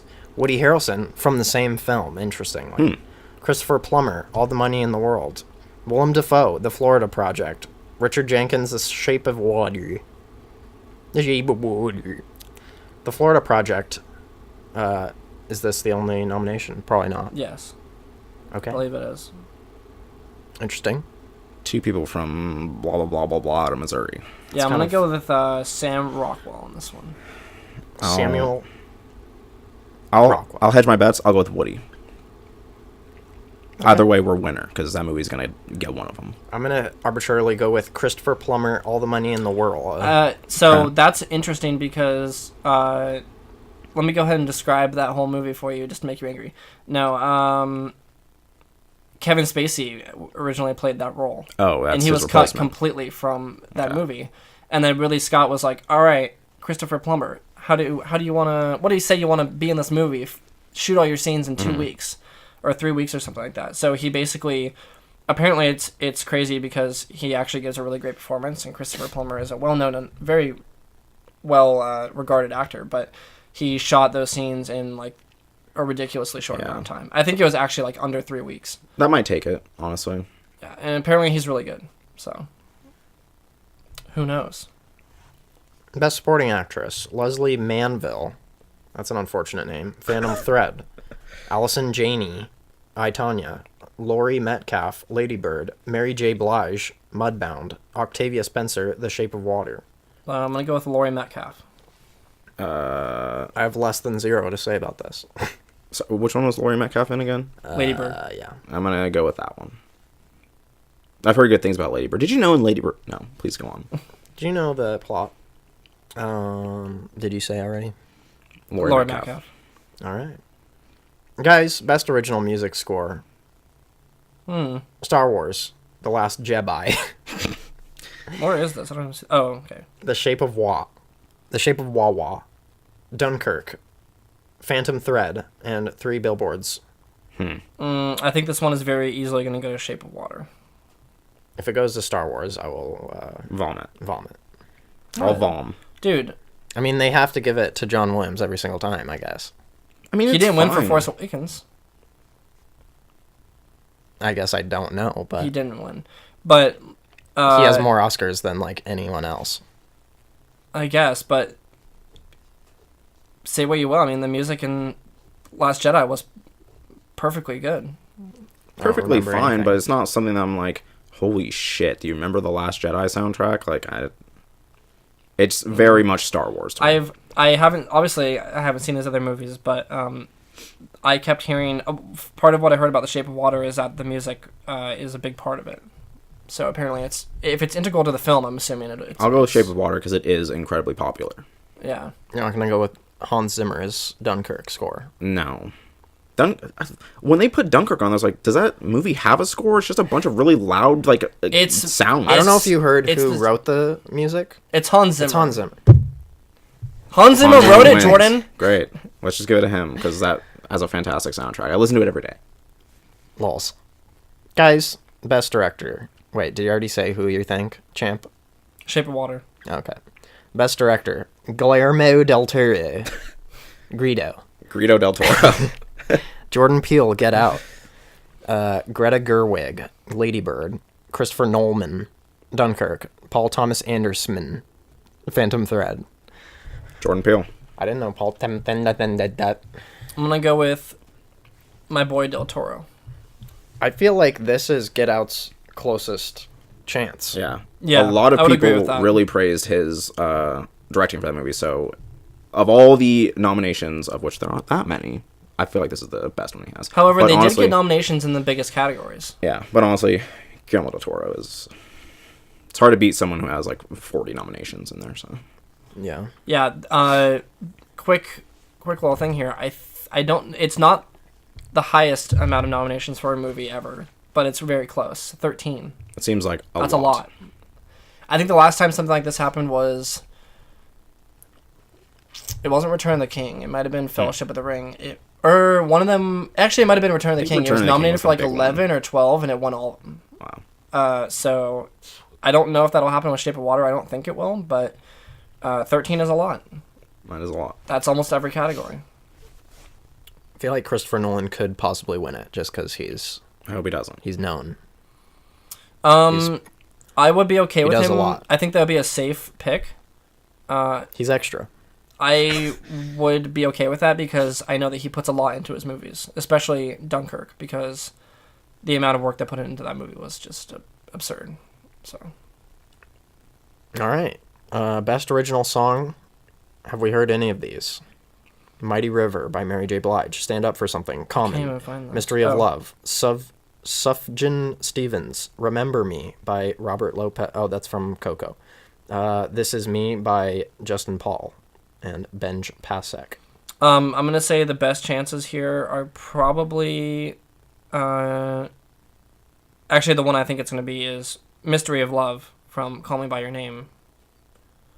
Because I think that song is popular on its own. Because a lot of people like Sufjan Stevens. Is it Icelandic? I think. I have no idea. That's what I'm going to say it how Americans would pronounce it. Sufjan. Sufjan. So you're not going to call Jake Gyllenhaal by his... Yeah. Jake Yeah. Gyllenhaal. I'm going to abstain from this category because I honestly have no idea. Yeah. No, yeah. I think Sufjan, or it's Sufjan. That's how you say it. Sufjan Stevens. He, as far as I know, is very popular outside of that movie. I'm happy for him. You're not. The one from Coco was written by the same people as Let It Go. So there's some star Instant power there. win. But That would also just be a very safe pick for yeah. the Academy. Don't know the song. All right. Best documentary feature. Are we going to go through this? Icarus, Strong Island, Abacus, Small Enough to Jail, Last Man in Aleppo, Faces, Places. Last Man in Aleppo. Yeah, that one the seems only one I've very. heard Well, that one seems very prescient. What? It seems very like Is that a word? yeah. Or like of the time. Relevant, maybe. You've heard that before? Prescient? Yeah. Prescient? Prescient. Prescient. Prescient. It looks like. I've never heard that. Yeah, that one just seems very relevant. Yeah. I'm sure these all are. I haven't seen them. Yeah. Nor have I heard of any of them. Best animated feature film: Loving Vincent, Ferdinand, The Boss Baby. Well, I'm already Let's done just with this. pause I'm here. already done with this category. Boss Baby! The Breadwinner, and Coco. It's gonna be Coco for sure. Probably, yeah. They always pick the Disney movie Definitely gonna without be. fail. Yeah, I mean Brave won, and that's like the worst movie I've ever seen. So. I want to go with Boss Baby, so the sentence, Oscar award-winning film, Boss Baby. That is just I'll put that right up next to my Academy Award-winning Suicide Suicide Squad. Squad. Yeah. oh, that's so bad. Award winning. All right. Best original screenplay: Shape of Water, Three Billboards, Get Out, The Big Sick, and Lady Bird. First nomination for Big Sick. I'm gonna go with I'm going to go Shape of Water again. Yeah, probably gonna be Shape of Water. I think it's very likely that it could be Lady Bird, because I've heard a lot of people talking about the writing of that movie specifically. But honestly, this is a pretty stacked category. I think The Big Sick has very low chances against, especially against something like Three Billboards and Shape of Water and Lady Bird, actually, which are all kind of sweeping the categories. So. And known for having good writing. So Yeah. that's- Okay. Best cinematography. Dane's category. Yes. How many movies have you seen on this list? I One. can't find cinematography. Oh, two. 2, yeah. Rachel Morrison, Mudbound. Bruno Del Bonnell, Darkest Hour. Hoyte van Hoytema You got it. for Dunkirk. Roger Deakins, Blade Runner 2049. Dan Laustin, The Shape of Water. Go with Roger Deakins. Another nomination for The Shape of Water. They're cleaning up. I think With using water. I think Dunkirk has a chance of. I mean, I haven't seen the other one, so I can't say. But Dunkirk definitely has a chance, maybe, because I thought that movie was filmed very well. But it has to be Blade Runner, because gonna be Blade it has to be Blade Runner because Yeah. Roger Deakins is a god among men. Like I've said before, I'm gonna be so upset if he doesn't win. When he that. dies. When he's old as dirt, as far as I know. It's possible. Surprisingly, Blade Runner not in any of the previous categories, It but this is the one It's for in sure. a few to come. Yes. They hate sci-fi. the technical ones. And other than Star Yeah. Wars. That's true. I mean, is a beautiful film. you can't say what you will about Blade Runner. You can't say that it's not visually astounding. Yeah. That's right. Instagram's favorite film. All right, Mudbound. Or I just start reading things. Best Mudbound. Best writing adapted screenplay. Mudbound. The Disaster Artist. Molly's Game. Call Me by Your Name. And Logan. Interestingly. That is interesting. I think I'm gonna go with either Call Me by Your Name or Disaster Artist. I feel like Call Me by Your Name because that seems like the most Oscar bait E1 out of all those. I'm glad to see Sadly, Logan yeah. get some props on there because that's a fantastic movie. The writing is great in that movie. Yeah, and too. to see a superhero movie pop up there is impressive. Yeah. Especially there in is- the writing. That's Yeah. There is one more category that Logan is in, I think. So good for Logan. Oh, it's animated short film. Oh, weird. It's foreign language film. Oh, okay. Best animated short film.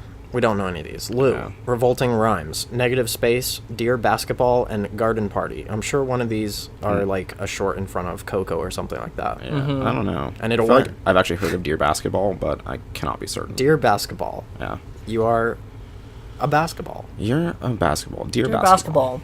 You're You're not the best. You're orange. You're not the best sport, but you're certainly not the worst. So for that, I commend you. For that, I'll shake your hand. For that, I'll shake your ball. For that, I'll cup your ball. For that, I'll cup your ball. I'll run my exactly. fingeroonies along your lines. All right. Best live action short film: The Silent Child, Watu Wote, All of Us, Del Kalb Elementary, The 11 O'Clock, and My Nephew Emmett. The 11 o'clock. I'm gonna go with my nephew. The 11 Emmett. O'Clock. Based off literally nothing. The Purge the Island. I almost spit my water out. Spit That's take. close. Got him. You almost got me. Prediction champeroon for this thing that you have no clue about? I already 11th said hour. it, but you didn't listen. So Oh, Watu Wote? No? Just go through all of them again. I said my nephew Emmett. Oh. My nephew Emmy. I thought you were just talking about Emmett, your nephew. No, he's dead. Have you heard something Sorry. about that? No, Okay. Arbitrary, I know then. nothing. Arbitrary. Your favorite word. Best visual effects: Stairware, Kong Skull Island. Let's hear it. I'm not Jordan. crazy.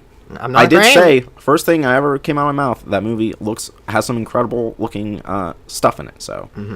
Guardians of the Galaxy Volume 2 deserves Fuck to be outta on here. there Actually, I'll be so upset if that for wins. visual effects. I mean, but I The would whole also take... opening sequence was fucking wild, and It then looks the CGI entire as rest of the fuck. movie. Yeah, That, I They're would in take a Thor parallel Ragnarok universe. over Yeah, I was gonna Guardians. say Thor Ragnarok should be on this man, list. I just did not like. Like, I Guardians get 2. why Guardians on there, because it's very, like, visually entertaining. It's all about the but visuals. it is It's visually entertaining, but it's CGI. certainly not the best Yeah. visual. When Pac-Man showed up, I cringed. God, I did not like that. remember when Pac-Man I forgot shows about up? that until right now. Oh my god. Sorry. It makes sense Sorry you're because he was reminded of doing it. something from his own brain. Was that all? It was that him. all of them? Did you go through the whole No, list? War for the Planet of the Apes and Blade Runner 2049. Blade Runner's going to take it. Kong Skull Island, I'm glad it's on there. I think War for the Planet of the Apes has the best chance next to Blade Runner. They did Ex Machina one year, so they're definitely a fan of when it's used sparse. Yeah. Which would be Blade Runner because they built a lot of those Yeah. sets. They did a lot of real shit. Best costume design: Mark Bridges, Phantom Thread, Consolata Boyle, Victoria and Abdul. There's always like a period piece that Yeah. like I don't even wins it. think I see. Oh, I see it. Jacqueline Duran, Beauty and the Beast. Jacqueline Duran, Darkest Hour. That's Two not fair. nominations for the same person. That's That's unfair. You can't have that. They have doubled the chance. It's not fair at all. Luis Sequeira, The Shape of Water. Shape of Water because I feel like that monster is gonna sweep. But is that CGI or is that... That's real. Is it? Yeah. Is it actually? Yeah. Just like He's Killer in a suit. Crocman. Just like Killer Crocodile. Probably going to be Shape of Water then. I mean, best costume as a CGI, that's not gonna happen. No, that's true. It's gotta be him. That's true. As a CGI boy. I know Guillermo likes his real shit. I didn't know that that was a suit. But what about when Emma Watson came out in that yellow dress, though? Unoriginal. Best day of my life. Not original. I haven't seen Beauty and the Beast, and I refuse to. Why? Because it's an animated movie, and that's all it is. All right. But I'm against Disney re-releasing it, and they were going to do this. They're going to release every single animated film they've ever released, like the classic ones, in live action, and I'm completely against it. I don't like. I'm not going to watch The Jungle Book, even though I've heard it's good. Dude, I won't watch it. What about when we get to Hercules? I won't watch it. Oh my God, you're some. What if I it's refuse lit, to though? watch this. It's Listen, just so. he made it's his just- arbitrary choice. He's No, it's just gonna money. stick by it. It's just money grubbing disgustingness. Yeah, I mean, I refuse to support that. Okay. those, Disney. those aren't the type of movies I watch, but they are well made, I guess. AKA Disney. Disney will do anything for your buck. All right, best costume design. We did that. We already did that. Good recovery. A one that we already did. Best film editing. Sidney Walensky, The Shape of Water. Jonathan Amos. Sorry. Baby Driver. Baby. Lee Smith, Dunkirk. Paul Matchless, Baby Driver. Wait. Hold on. Wait a minute. 2 Baby Drivers? Do you see What that did too? you say? Lee Smith? Wait. There's 2 Baby Driver people on this list. No. Go ahead and... Who's Paul Matchless? Or what movie is that? Baby Driver. What about Jonathan Amos? What? They're in the same category. Jonathan Amos and Paul Matchless are the same people for Baby Driver. Okay, well, list them as 2 different ones on this shite. So that's a list issue. John Gregory, 3 Billboards. Tatiana S. Reigel, I, Tanya. You're acting as if that was my fault. No, I'm just saying I was confused. I didn't know what's what... the I still don't know what you're talking category about. again? It said, okay, look at this. Paul Matchless, Baby Driver. Jonathan Amos, Baby Driver, 2 separate. Yeah, it's because they Nominations. they edited No, it together. it says when there's more than one person. Yeah, it does. What? It says right there. Yeah. Yeah. And on this list... No, but my list is correct. Oh, okay, cool. I created this list, so... Excuse me. This is the list I pulled up, so therefore it's correct. What do we... What's the category again? Film editing. Yeah. Okay. Shape of Water, Baby Driver, Dunkirk, 3 Billboards, I, Tanya. I don't... Against any other movies, I would say Baby Driver. But, I'm not sure. I mean, I doubt Baby Driver will get it, but... It won't. It is edited why in I a said- really cool way. It's novel, which is the only reason I would say that it could win is because it's pretty original, but Well, the thing about not it is gonna that win. with any Edgar Wright movie, like Hot Fuzz is a great example. The editing is like a character itself. Like the movie, like the way they flip stuff yeah. around and like I don't know, the cuts are always interesting. Yeah. So Movie is very uniquely edited, but I don't know if it's going to stand up against a big hitter like Dunkirk or Shape of Water. All right. Best sound mixing. Star Wars. Shape of Water. Baby Dunkirk. Driver. Is that it? What? Baby Driver, Blade Runner, Dunkirk, Shape of Water, and Star Wars. This list just fell apart. They forgot. Sound mixing, I'm gonna go with Dunkirk on this one. I feel like Dunkirk's going to win, but everyone who chose that is wrong because it's mixed horribly. And for that reason, Baby Driver. Which one? Is Oh, it mixed Dunkirk. horribly? It's so unnecessarily loud. That's how it would be in War and Jordan. Great. How loud? How do you think their eardrums felt when they were in the war? I've never been in one. I wouldn't know. Exactly. You wouldn't know, Jordan. God. I forgot you were a veteran. Sorry about that. Back in Nom, it was loud as fuck. All right. Yeah. Disrespect. Yeah, I think, like I said, Dunkirk is an experience, and the sound mixing helped that for me. So I'm gonna go with Dunkirk. What about the ticking of his watch that everyone definitely heard? That was cool. Wait, did you not hear that? No one heard that. I didn't hear that. We already talked about this, Champa. No one heard it. everyone heard it after someone brought it up, and no one heard it No, I beforehand? heard that for sure. Sure, you knew about it beforehand. No, I didn't. All right, sure. It's in the trailer. Yeah, sure. I believe you. Guys, that was our wrap up of That's it? the Oscars and their Is that all of it? nominations. That wasn't all of them. Go ahead, Champa. Oh, we forgot What else we got? We forgot best foreign language Production film. design. Go ahead, Champa. Beauty and the Beast. Blade Runner 2049. Blade Dark Runner. Tower. Dunkirk. Shape of Water. It's gonna be Blade Runner. I mean, listen, my list fell apart.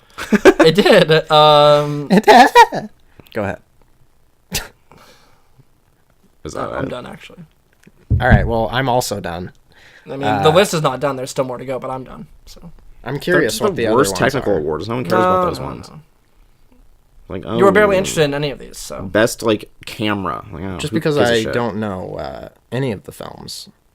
You got upset at the foreign film one. No, you have no idea about any of those. I'm films. upset. I'm ridiculous. upset that like we're not taking this seriously. We took all of them seriously except for the one we literally. No. I If we couldn't even took hazard this- a guess. No, as soon as I mentioned one movie, you guys were like, Colter specifically was like, no, we're not going to talk about every movie. We're not going to discuss we the don't have every time for movie. that. And I was never if going we did to. that, it was going to be hours long. But I was never going to do that. No, we. But also because I hate being censored. if we start talking about it, no one has any idea what they're talking about. No one has seen any of these movies except for like. Okay, I have nothing else to say about this. So. All right. We're done. Well, guys, we're taking a break, all right? No, Well- I'm just kidding. We're moving on to video games. Okay. Unless we have anything else to talk about. Did you guys see any movies? No. Any nominated remember. movies? No. A while back, I forgot to mention this. I watched An American Werewolf in London. Did I mention that actually? I'm not sure. I don't recall. I don't think so. Guess I what? don't recall. I don't recall. Yeah, I watched that and it was good. Okay. It's one of those. Well, I had heard of it from Shit. What's the Cineshit. Cinefix? I think it's called. It's a The YouTube channel. YouTube channel that I watch. And there was something about one of their top viewed videos was best visual effects or like best like practical effects in movies or something like that, and like The Thing was on there and a few other things, and then American Werewolf in London was in there because there's the scene where he transforms into the werewolf is like apparently a very famous scene in cinema because it's like the first time that they use like accelerated like because they basically show like the hair like growing out of his arms and like his arms like transforming into shit, and it was like a first for a lot of different things, but apparently at the time it was pretty wild, and watching that movie it was actually it held up. It was still like watching that in 2017 I guess it was still like I still felt like uneasy, and it was still a little like not it wasn't necessarily as scary probably as it was back then because they kind of like I think it was supposed to be a horror movie towards the end, but yeah I don't know that alone was worth it, but then the actual spoiler alert, he turns into a werewolf. I'm not going to give anything else away if you guys want to watch Scratch the that movie one off the or if list. you thought about watching the movie. I would say definitely watch it. It's a great film. But the last like half hour, maybe like 20 minutes, where he's actually like a werewolf and shit is going crazy. There's one particular scene where he's, to keep it very vague, he's on the streets of London in the middle of like a giant like one of those crosswalks where like the light just goes and everyone walks across and it's like a big like town square kind of thing, but there's a bunch of like actual like cars and there's a ton of extras, like it's all real. There's a lot of practical stuff. There's a lot of cars driving around and like buses and like those like big like triple decker buses or whatever, and then there's a bunch of people and like cops and stuff like running around, and it has like one of the most stressful like crowd scenes I've seen in a long time. Like it was actually very well done.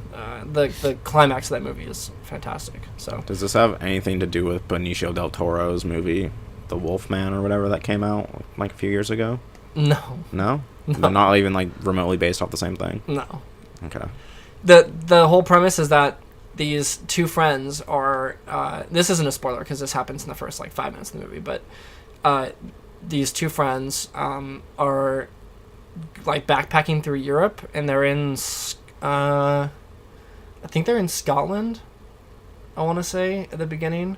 And they're going through this area of town where they're like, they want to stop off and get food or something at this bar, and they stop in, and then it's one of those bars where like they walk in and then everyone turns around and looks at them, and then you just instantly know like, oh, they shouldn't be in this bar. We don't like strangers. Yeah, exactly. Here. Like, wait, no, not many of your folk come into this town or whatever, and so they get all creeped out, and then they're like, something happens, and they're like, okay, well, we better go. Like, it's getting kind of awkward. You guys are weird, and then like, okay, don't go through the whatever, like the marshland or whatever. And then they're like, well, it's getting really dark. We have to get to a hotel, and the fastest way is through the marshland, so, or whatever it is. Yeah. And so they go through there, and then his friend gets bitten by a werewolf. And the movie... Hijinks ensue. Yeah, and so he, like, gets sent to, like, a hospital. He wakes up, and then he realizes that his friend was actually killed. Killed by a werewolf. And his friend... It's interesting because one thing throughout the film is that his dead friend is sort of like his, like, not spirit guide, but like he, it's explained that when people are killed by this werewolf, they get like trapped in like purgatory, kind of, where like they're alive in the sense that like they can, I don't know if it's ever explicitly explained that like if they can teleport or something, but like he always shows up with him when like a crucial scene is happening, but he gets more and more decomposed as the movie goes along. So like the longer he's basically waiting for this werewolf to die, which is his friend has to kill himself, or his friend has to die in order for all these people who have been killed by this werewolf to like move on. They basically, it's like Harry Potter and Voldemort. Like they both have to die essentially. And so another thing with the visual effects is that outside of him turning into the werewolf, throughout the movie, his friend decomposes more and more, and there's some very disgusting makeup work done to his friend. That's actually looks scarily real, especially for like the 70s, I think it was made. Very impressive. Cool. Good movie. It's one of those. It's one of those old movies where I watched it and I wasn't expecting much, and it surprised me a lot. Good stuff. All right. Great. I would recommend it. Who does it star? Benicio del Toro. The guys are big names. I didn't know them from anything else, but that probably just because I haven't watched a lot of the older movies. Are they not the actual Wolfman brothers that like lived in South America? Who was that? What was that name? Oh, Barry Seals del Toro. Benicio del Toro. My Barry Seals made real. American Sniper. American Sniper in London. American Sniper.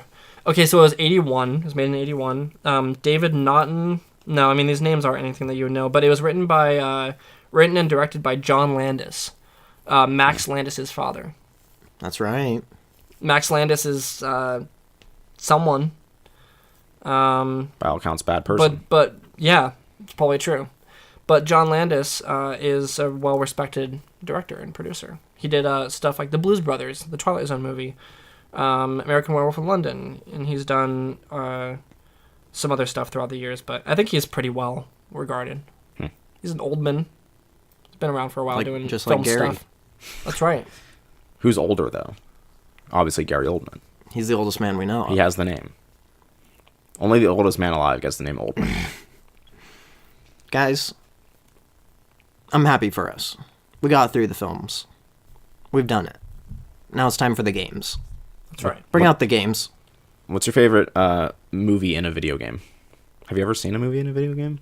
Like a There's fake one? There's a full hour-and-a-half cutscene in Kingdom Hearts 2.8 that I didn't watch all of, and I never will. Okay.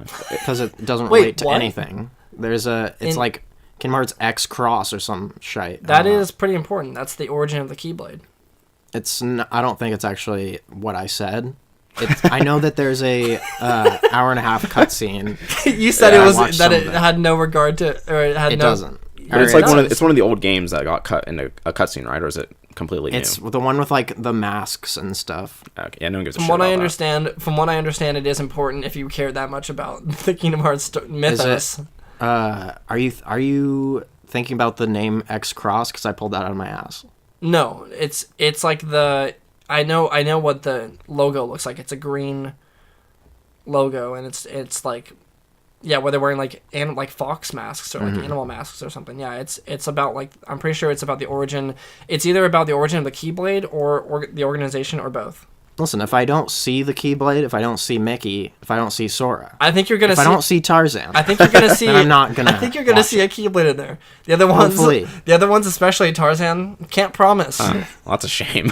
Listen, if I don't see Elsa, I'm not gonna play. I hope that Frozen is not in Kingdom Hearts 3. Guarantee you, it will be. I'm upset. That's an interesting topic to talk about. What movie? Do you think it's gonna be in there? Yeah. Probably. If Brave is in there, I won't play it. What? What do you have against Brave? I hate that movie so much. I won't play it. Blacklist. That's not true. I will Arbitrary. play it. I'll play it. I'll play Kingdom Hearts 3 no matter what. That's right. All right, guys. We all know that's right. That's right. Let's get into what we've been playing.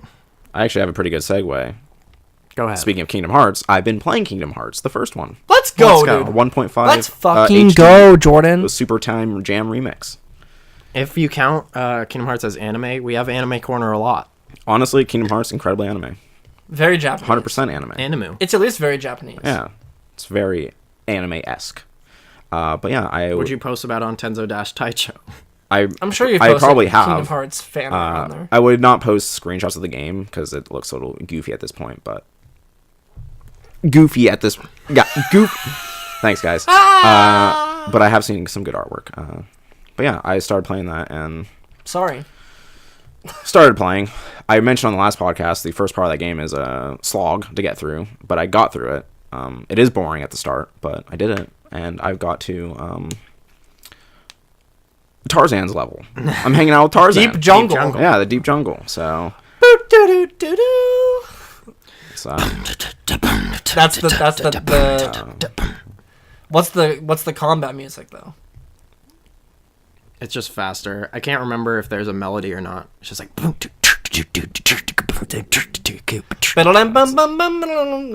Agrabah one is the best.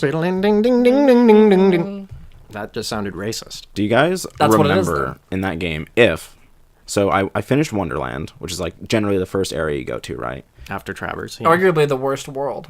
It's a little rough, and the boss fight in that world is garbage. The big the trickster. spindly dude. It took Did me you forever. did you die on that? No, I didn't die, but I I almost died did on- multiple times. I and died on that. It's really fucking annoying. I died on that once, and then I Yeah. went back and I realized that when I was a child, that one really made me mad. There's a couple bosses in that game that are gonna be hard for you. That game is a Maleficent challenge sometimes. Yeah. Ansem 2. Riku. Ansem 2 is always Riku going to be in- tough, in but shadow form. I actually beat Maleficent Dragon on my first try when I went back through it. Yeah, I don't remember Really? struggling too much with the dragon, honestly. I think I was just underleveled. When I was a kid, I was upset. She's that boss. She's hard, dude. Yeah. That game is not easy. No, it's not. Say what you Though want. I'm excellent, so It's not I'm challenging. breezing through it. But yeah. Are you gonna do the optional bosses? Oh, okay. Maybe. Honestly, I'm just playing it so I can get a refresher on the game. Like I'm not playing through on like the proud difficulty or whatever because I don't care about trying to get the secret endings. I could just look those up. I just kind of want to play through again, do what I do in it, maybe attempt to go for some of the cool keyblades, but I'm not that. If you don't get Ultimate Weapon, I'll think less of you. Yeah, I mean, Ultimate Weapon is cool, but I can't remember playing if I thought that was my favorite looking keyblade, though it does look pretty cool. The best one is Oblivion. Yes. I mean, we all know the best one is Oblivion. So. But yeah, so I started playing that. But what I was saying before was, do you guys remember if after Wonderland, if you always go immediately to Deep Jungle, or if you can go back and go to the Hercules world? You can go to Olympus Coliseum. Okay, because I think what I had to do was, from Wonderland, you need to click on Traverse Town, and then you need to go back to Travers Town I until was you like- get the warp drive. Oh, that really pissed me off, because I was sitting there, I was like, I don't want to go to Deep Jungle yet. I want to do Olympus Coliseum, but I was clicking on it from Wonderland. It just wouldn't go. It was just like, meh. I was like, Yeah. all right, I guess I can't go. When I was playing it, when it came out back whenever in the summer, I think I got confused by that too, but Yeah. I ended up going back to Traverse Town and then going to Olympus. It's mostly because I was just like, I don't want to like go through the gummy thing again. I just want to get to a next world, but it wouldn't let me do it. So. Yeah. But whatever. Common, Deep Jungle is still good. It is good. Tarzan's neat. Common complaint about the first game is the gummy ship. Yeah, I remember as a kid at some point getting the hang of it and being like, okay, I got a handle on it. When I got through the first warp, I was like, oh, this just plays This like is trash. just shit, yeah. Like the analog stick aiming like is like super like weirdly sensitive now. And I was just like, this feels wrong. But you get like you can just like breach your way through. It's not like hard, but I don't know. Also, the game's art style holds up. It does. Some of the textures look a little out of date, but it's colorful. It's pleasant to look at. Yeah, especially like the first scenes when you like drop in and like it's just like the black just emptiness and you get to see like the princess like mosaics. Those look pretty neat. What is that area called? Dive to the heart. Dive to the Heart. Okay, yeah. It's quite good looking. Yeah. And that music? That's really good. Yeah. Oh. Really cool. So yeah, that started playing that again. I just started in Deep Jungle, so I haven't made it too much further. But Are you prepared to face Clayton in battle? yeah, I've been having fun with that Toughie. game. That's an interesting Yeah. boss fight with his shotgun. No joke. Jordan, I'm it's no I'm more scared of the invisible monster. I do but remember the that's true, chameleon. yeah. That Yeah. guy's stealth sneak, Yeah. a sucker. Is that what it's as it called? were. Yes. Yeah. That thing was annoying. Yeah. I've been playing, like, I didn't realize, like, I probably realized this as I was playing when it came out, but I got the fire ability, and I didn't realize Fire! that if you Fire! mash triangle, you can chain attack it, like, 3 times, and so when I was fighting one of the, like, that trickster boss, I would hit it once, do basically nothing to it, and then, like, continue moving on. I was like, wow, this is just a trash spell. Like, Yeah. this isn't good. I was like, oh, you can just chain it, like, 3 It's like that times. for all the spells, though, right? I don't know. I tried it think with it is. Blizzard, and I didn't chain it, but I'm not sure. I think it does as you get into, like, Blizzara, Blizzaga, like all those. Blizza. Yeah. Is it, what's the order in evolution? Is it Firara, and Firaraga? Is Ga the last one? Firaga Or is is it Ra? the last one. Okay. Fire. There's no Firara. Is it Fire, There is. Firaga. No. Yeah, no, that's right. There's only Jordan 3. has it. If you're playing Final Fantasy, it does go to Firaja with a J at the end, but that ain't the case in Kingdom Hearts. What's the best ability in Kingdom Hearts? Second chance. The answer is Ragnarok. Okay. I don't know. I don't remember. Second chance you is need good. second chance. Yeah, second chance is good. But yeah, so I started playing that. Sometimes goodbye is a second chance. chance. I went into that. You did. You went for it. I appreciate it. Good game. Great game. Still holds up. Some might say one of the best games ever. Some wouldn't. Well, Like you? No. I would put it up there, but I wouldn't say it's the best game ever. It's not the best game ever. That's Persona 4. Sure. Any given Just day. say it, Jordan. Could switch. I like Persona 3 better. I'll admit it. No, you don't. I do. No, you don't. You I think do. you do, but you don't. Okay. You're right. That's We're about right. to go full anime corner. Still a well, video not game. quite. Yeah. All right. Well, Yeah. anything else, Champa? No, I do know next week Champa. for sure we'll have something to talk about because Monster Hunter is coming out on Friday and Dragon Ball Z Fighters. Dragon Ball Z Fighters? I don't know what it's Dragon called. Ball Fighter Z. Dragon Ball Fighter Z. It's a fucking bad name, let's be honest. It's a bad name. That's a bad Fine name. name. Dragon It's a bad Ball- name, but it's about what I'd expect from a Yeah, Dragon Ball it does fighting seem game. like a Dragon Ball movie name. That seems right, but I will probably be playing that. Not Please, because I... Dragon Ball Battle of Gods. What console are you Yeah, gonna That's pretty get it sick, dude. I don't know. I've been tempted to buy it on PS4 just because I feel like the player base will be higher on that, but PC is probably... I don't know. It's hard to say. I on? don't It's know. gonna how look the- fantastic on whatever you play. Yeah, and also most fighting games are capped at 60, so it doesn't really matter. That's true. That's true. About the power on it. I think I'm gonna get it on PS4. I don't know when I'm gonna get it. Yeah, I will be buying that again. Not because I like Dragon Ball that much. Like I don't have any nostalgia for it, but the people who behind that game have made some fantastic fighting games, like Guilty Gear games. And they're What's the studio great. name? Arxis. Yeah. Arc Systems, right? Yeah. Well, Arxis Arxis is Games, there. I think, is their full name, but Linksys. yeah, They're very talented. they are. The game looks great, and from all accounts, it seems like it's a fun game so far. So Yeah, I care not for Dragon Ball Z. I do care for great art and fun fighting. yeah, been hankering for another fighting game. I haven't been able to play Tekken too much, so Now, Jordan, the real question is, are you going to be playing Street Fighter V Arcade Edition? no. Okay. Although I do miss Street Fighter, but not enough to get back into it. Because at this point, everyone's already too good at that game, so I'm not willing to climb my way back up. It's fair. But yeah, other than that, Final Fantasy, continue to do my daily grind on that. Not too much new there, for me at least. Rainbow Six Siege here and there, but PUBG, Overwatch, the staples. It's in the rotation. Got a few things on the burner, you know. Rocket League, a little bit of Rocket League. Didn't we have a crazy PUBG match? Wasn't there something crazy that happened in PUBG? Oh yeah, there was the when you were chilling snake in the grass style. Yes. I wasn't saying that to bring that up. I actually forgot. Like there was something big that happened. Yeah. That was one of them. I thought something else happened too, though. I mean, there was a lot of matches, but we got fucked. Yeah, Almost all the time. I mean, we had some like high placed finishes. Yeah, but I don't know if we got a win even this week. Yeah, not yet. I don't. No, we didn't. Yeah. Yeah, that snake in the grass moment was one of the craziest moments for me personally in PUBG that I've experienced. Probably the craziest that I've experienced. But I would say as a group, it was made that much better by the screaming and yelling and reactions from everyone. As I was just sitting there, like, literally white-knuckling my controller, I was like, oh my god, that was the craziest thing. Yeah. To sum it up, I was the last one left in the squad. All 3 other boys were dead in the dirt.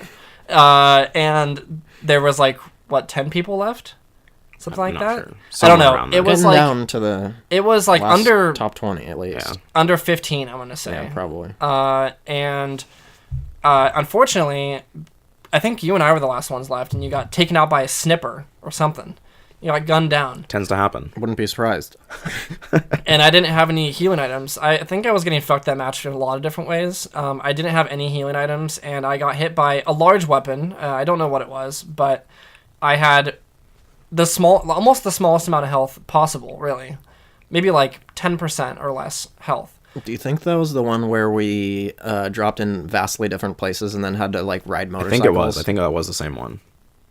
That was where actually. We had to swim around. We got into motorcycle hijinks. That is the one. It was a wild ride all around. So it was a struggle to even get together as a squad. And no, that is actually the one, I'm pretty sure. Because Jordan and I were no, I don't think it was. Because remember, we were Jordan and I expected to be the ones dying because you and Colin had the boat and you were in a safe position. And then you guys ended up dying and we lasted. Well, Colter survived. I was there for a while, but... I don't know if that was... Anyway, so... I'm not saying you're wrong. I don't. No, it was. I don't remember. Remember, before this sequence where Dane was a snake in the grass, we drove our cars and got out into a warehouse and blockaded the entrance of the warehouse with our cars and motorcycles. Yeah. Oh, and then after that, we left. That's true. I got killed along the way. Oh, the thing was that you were by yourself very far away after Colin died. Yeah, that's what I was thinking of. Okay, yeah. And then I met up with you guys at the warehouse. To blockade. Yeah, and we had our own hijinks there. So anyway, we make it to the end. I have very little to no health. It's extremely small amount of health, and I have no healing items and not even a lot of ammo. So I do what anyone would do, and I hide in a bush. A classic strategy. It's a classic strategy, and I really didn't have any other options because I wasn't going to win a gunfight. And I had no members of my squad left, so I had to... It was a sneaking mission, Snake. So I sat in a bush, and what it really turned into was me... playing the museum game waiting. And just seeing how long I could last without making a single movement.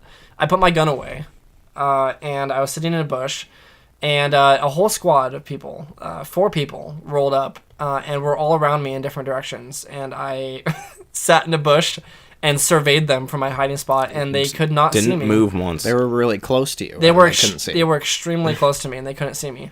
And then one of the squad members...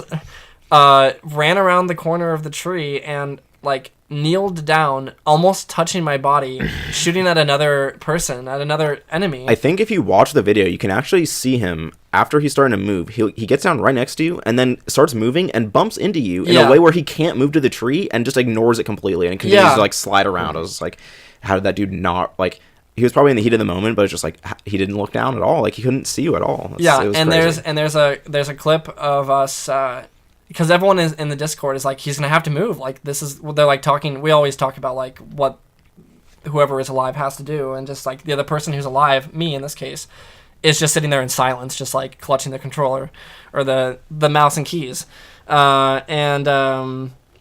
as soon as we see the guy walk around the corner and go right next to me, we all just start laughing really loudly. I was just cracking and up. It was just ridiculous. Like, what the fuck is happening right now? Honestly, if you put away your sniper rifle so that the barrel isn't sticking out. That's a 3-man squad. Yeah, but he's got to move though. Yeah, but so are they. They have no idea he's there. You are a snake in the grass. They cannot see you. You have to become that man's shadow the second he leaves. Holy shit, that's like an entire squad. Oh my god. They have to move. They're so ballsy right now. Become their shadow. This is too much, dude. Oh my god. Be careful. Oh my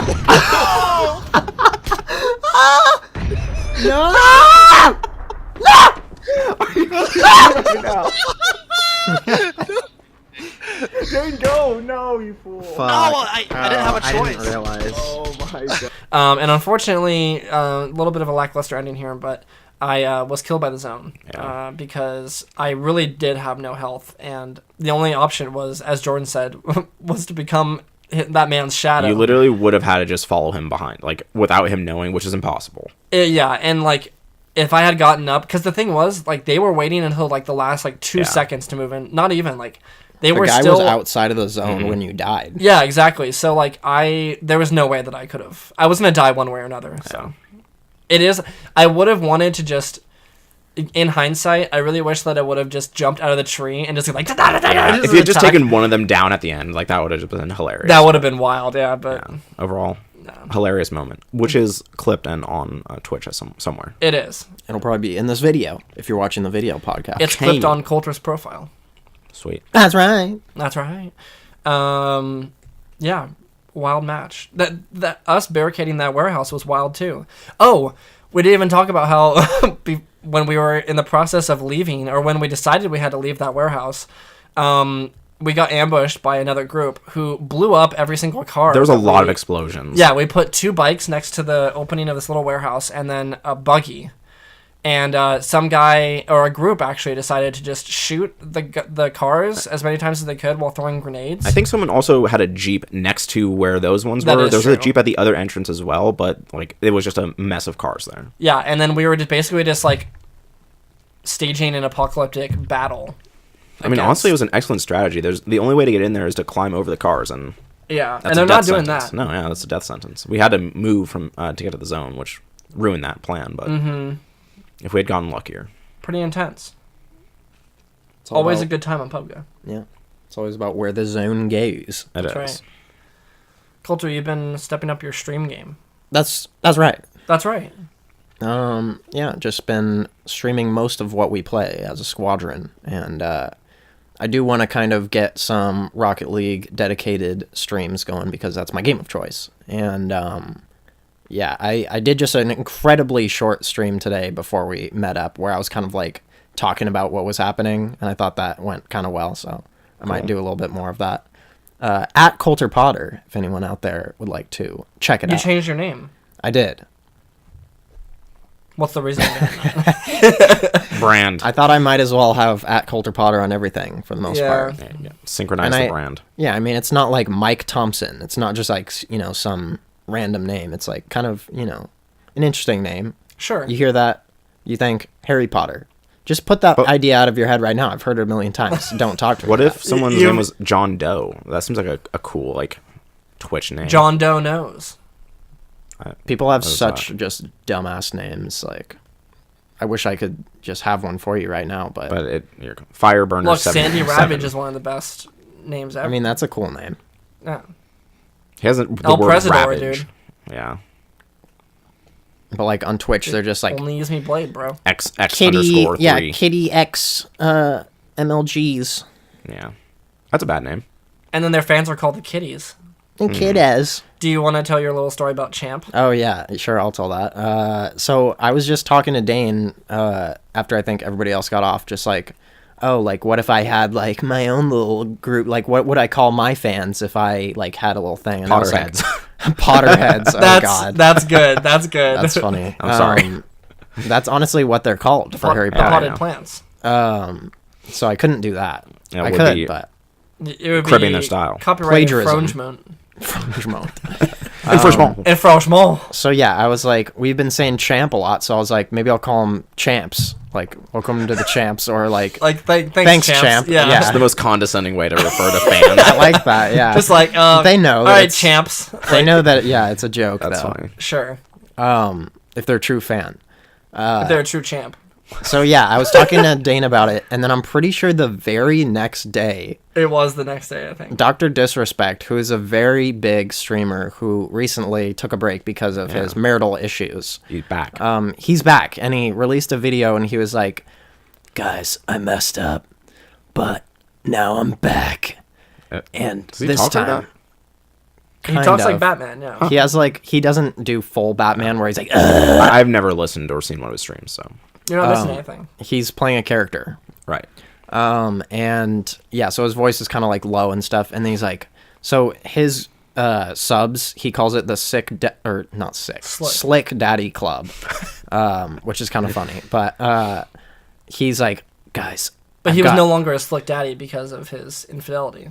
So he had to change the name. he lost custody of his child. No, I'm just kidding. I have no My clue. God. I have no idea. Slick Daddy of 5. He lost custody of his slickness. So yeah, he's like, I've got a new club. This one's called the Champions Club. And I'm like, no. He's cribbing. No! He's gonna steal your style. The most popular like streamer basically on Twitch is like, oh, Champs. champs. And thus your and dream now I'm went like, down in thanks, flames. champ. Thanks, Champerine. Maybe he listens to us. Thanks, Champerine. Highly Highly doubt Just that. say yes. Yes. And so yeah, that made me a little sad, but the stream does go on. Yeah. You can still call them champs. He said can't. Champions Club. It's still Yeah, available. see, that's it's different. It's close. He's talking about like Yeah. champions, like you know, the highest rank of Yeah. individual. and yours is definitely like when you say champ, like that's condescending. yeah, and that's funny. yeah, I'm And condescending. that's funny. That's humor. That's comedy. And I also thought it would work well for me because my game of choice is Rocket League, and the highest level Are in all Rocket champs. League is champion. Champs. Grand is the champion. champ. Is champ. Grand Wizard. You're the A lot RL of champ. times people say grand champ, so that makes sense. Yeah. All right. I haven't really been playing too much, or I mean, I've been playing Overwatch and PUBG and stuff, but we've already talked ad nauseum about that, and I have nothing else to add. How about you, Daniel? Slime Rancher update? That Slime Rancher minute. Every week, Every week we pick out a slime to ranch. we pick out a slime Our from my wacky little slime rancher. ranch.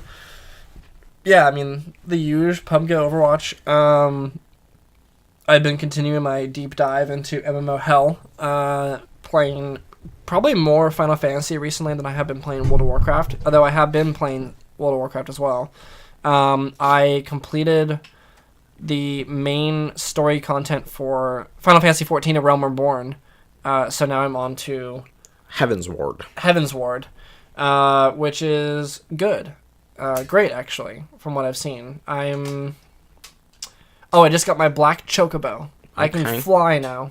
Let's fucking go. Let's fucking go! Hey. Oh, hey. Champ. That was a good one, Champerine. I'll call him the champerine. Yeah, so I got the black chocobo. I can fly now, which is cool. That's kind of a staple of... I feel like with most MMOs, it's like, okay, the second expansion, you can fly. Yeah. Or something crazy. So, to be expected, but it is cool. Yeah, still a very fun game. I don't know... I wish everyone could get on board with one of these so that we could all play Final Fantasy. Final Fantasy. Yeah, I don't know. WoW has been fun.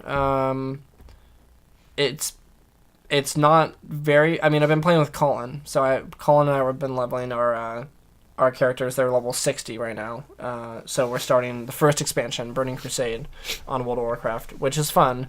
But I don't know. I kind of wish everyone was on board. We have another friend who is playing WoW, is not playing Final Fantasy. Colin is not playing Final Fantasy. Listen, But I you can and turn are the playing tide. Final Fantasy. I can turn the tide and jump on the World of Warcraft ship, but you I won't. ain't gonna do it. But you won't do it. This is my hill, and I will die on Final Fantasy. That's true. Final Fantasy is great. It's very fun. Yeah, I don't know. I'm still enjoying my time with both of those. Have you jumped into any other MMOs just to add to the list? of No, pain? I'm not. I'm not going to play any other MMO. All right. Certainly not at once. Good. It's not good for your mental health to do that. It's not. Other than that, I haven't really been playing much else. I am looking forward to Monster Hunter specifically. Monster Hunter World, which releases today is Wednesday, of course. So in 2 days, on Friday, it'll come out. Colter, we still need a 4th player for our squad. That's right. But you won't play it. That's right. Or will you? I don't know. I was thinking about it, and I'm like, I could be convinced, but It's a very I don't want to just game. Yeah, That- I've seen a little bit of it. I don't want to just jump on board with like just any game anymore because I was a little bit burned by Destiny. I would never play that if you guys weren't playing it, and I won't play it again probably. Yeah. Fair enough. I probably won't either. Kidding. So- Destiny has rubbed me the wrong way though over the past couple months. So Yeah, it's unfortunate that you jumped in at the time that you did. Because we did put a lot of... By the time you had jumped in, we had done everything. And we did play... For the gameplay, like, length and the hours, we did play it a lot. But you came in at the tail end of that, and then it was kind of a weird... I don't know, that game is a weird beast in itself. they've put themselves in a pickle that they're not going to get out of anytime soon. Yeah, so... It's unfortunate. I'm sorry, Colter. It's unfortunate.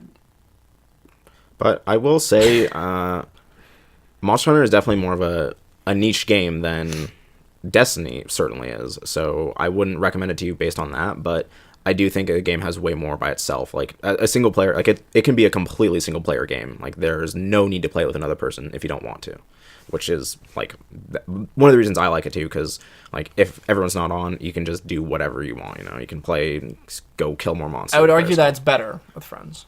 I mean, sure, but it's But perfectly you're playable right. by yourself. Yeah. Might watch some gameplay. Yeah. It would definitely be a new experience for you. Yeah. It could be fun. And with 4 players, it's bound to get a little wild. Yeah. Because Colby's getting it as well. So. Monster Hunter. Monster Hunter. So I'm very excited for that. I am excited for Dragon Ball Fighter Z. I don't know if I'm going to get it right away. Yeah. I want it. I just don't know if I want to get it. Same day Listen, as we're going to Monster be Hunter. so far ahead of you in terms of level by the time you get it. It's going to be nothing. I Skill will be level. a champ by the time you play that game. A champerine. I'll be Champions Goku. Club. I'll be champion of the Kingdom of God tournament. That's a Dragon Ball thing. I don't think it is. No one knows. I certainly don't. Yeah, so those are cool. I'm looking forward to that. For some reason, I can't even really explain why I did this. So don't question it. Okay. But I went back and I was going through my Steam library and I was thinking, what do I have in here that I was very deep into that I didn't finish? I can name off about 20 games. But That's right. And for some reason, I decided to go back to a game that I was on my second playthrough of, which was Witcher 3.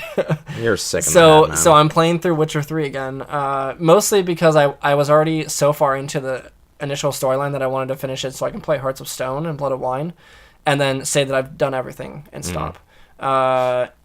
And for some reason, I don't know. Oh, it's because I watched the No Clip Witcher 3 documentary, and after watching it, I was like, oh, this game's so fucking good. So then I went back and started playing. I too have had an itch to be like, I could just start another Witcher playthrough if I wanted to. It's so but good. I don't want to because I don't want to spend another like 100+ hours playing Dude, that game it's because I would do it. so good. But yeah, if you're at least going in to play Blood and Wine, I am. good That's- because that's- is actually fantastic. That's why I'm playing it, because I started... And also, I think Colin brought this up in discussion the other day, which made me realize that I fucked up. Because I started Blood and Wine, but I was already in the middle of my... Or, not really the middle. I'm, like, almost done with Skellige. So, I still have more to do.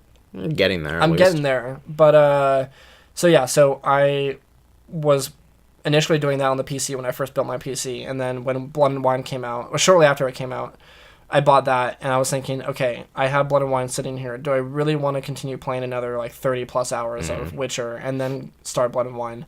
And so I decided to just start Blood and Wine, and it starts you with a fully leveled character that you Yeah. can just allocate skill points in, and, like, you have, like, your armor and your weapon and everything.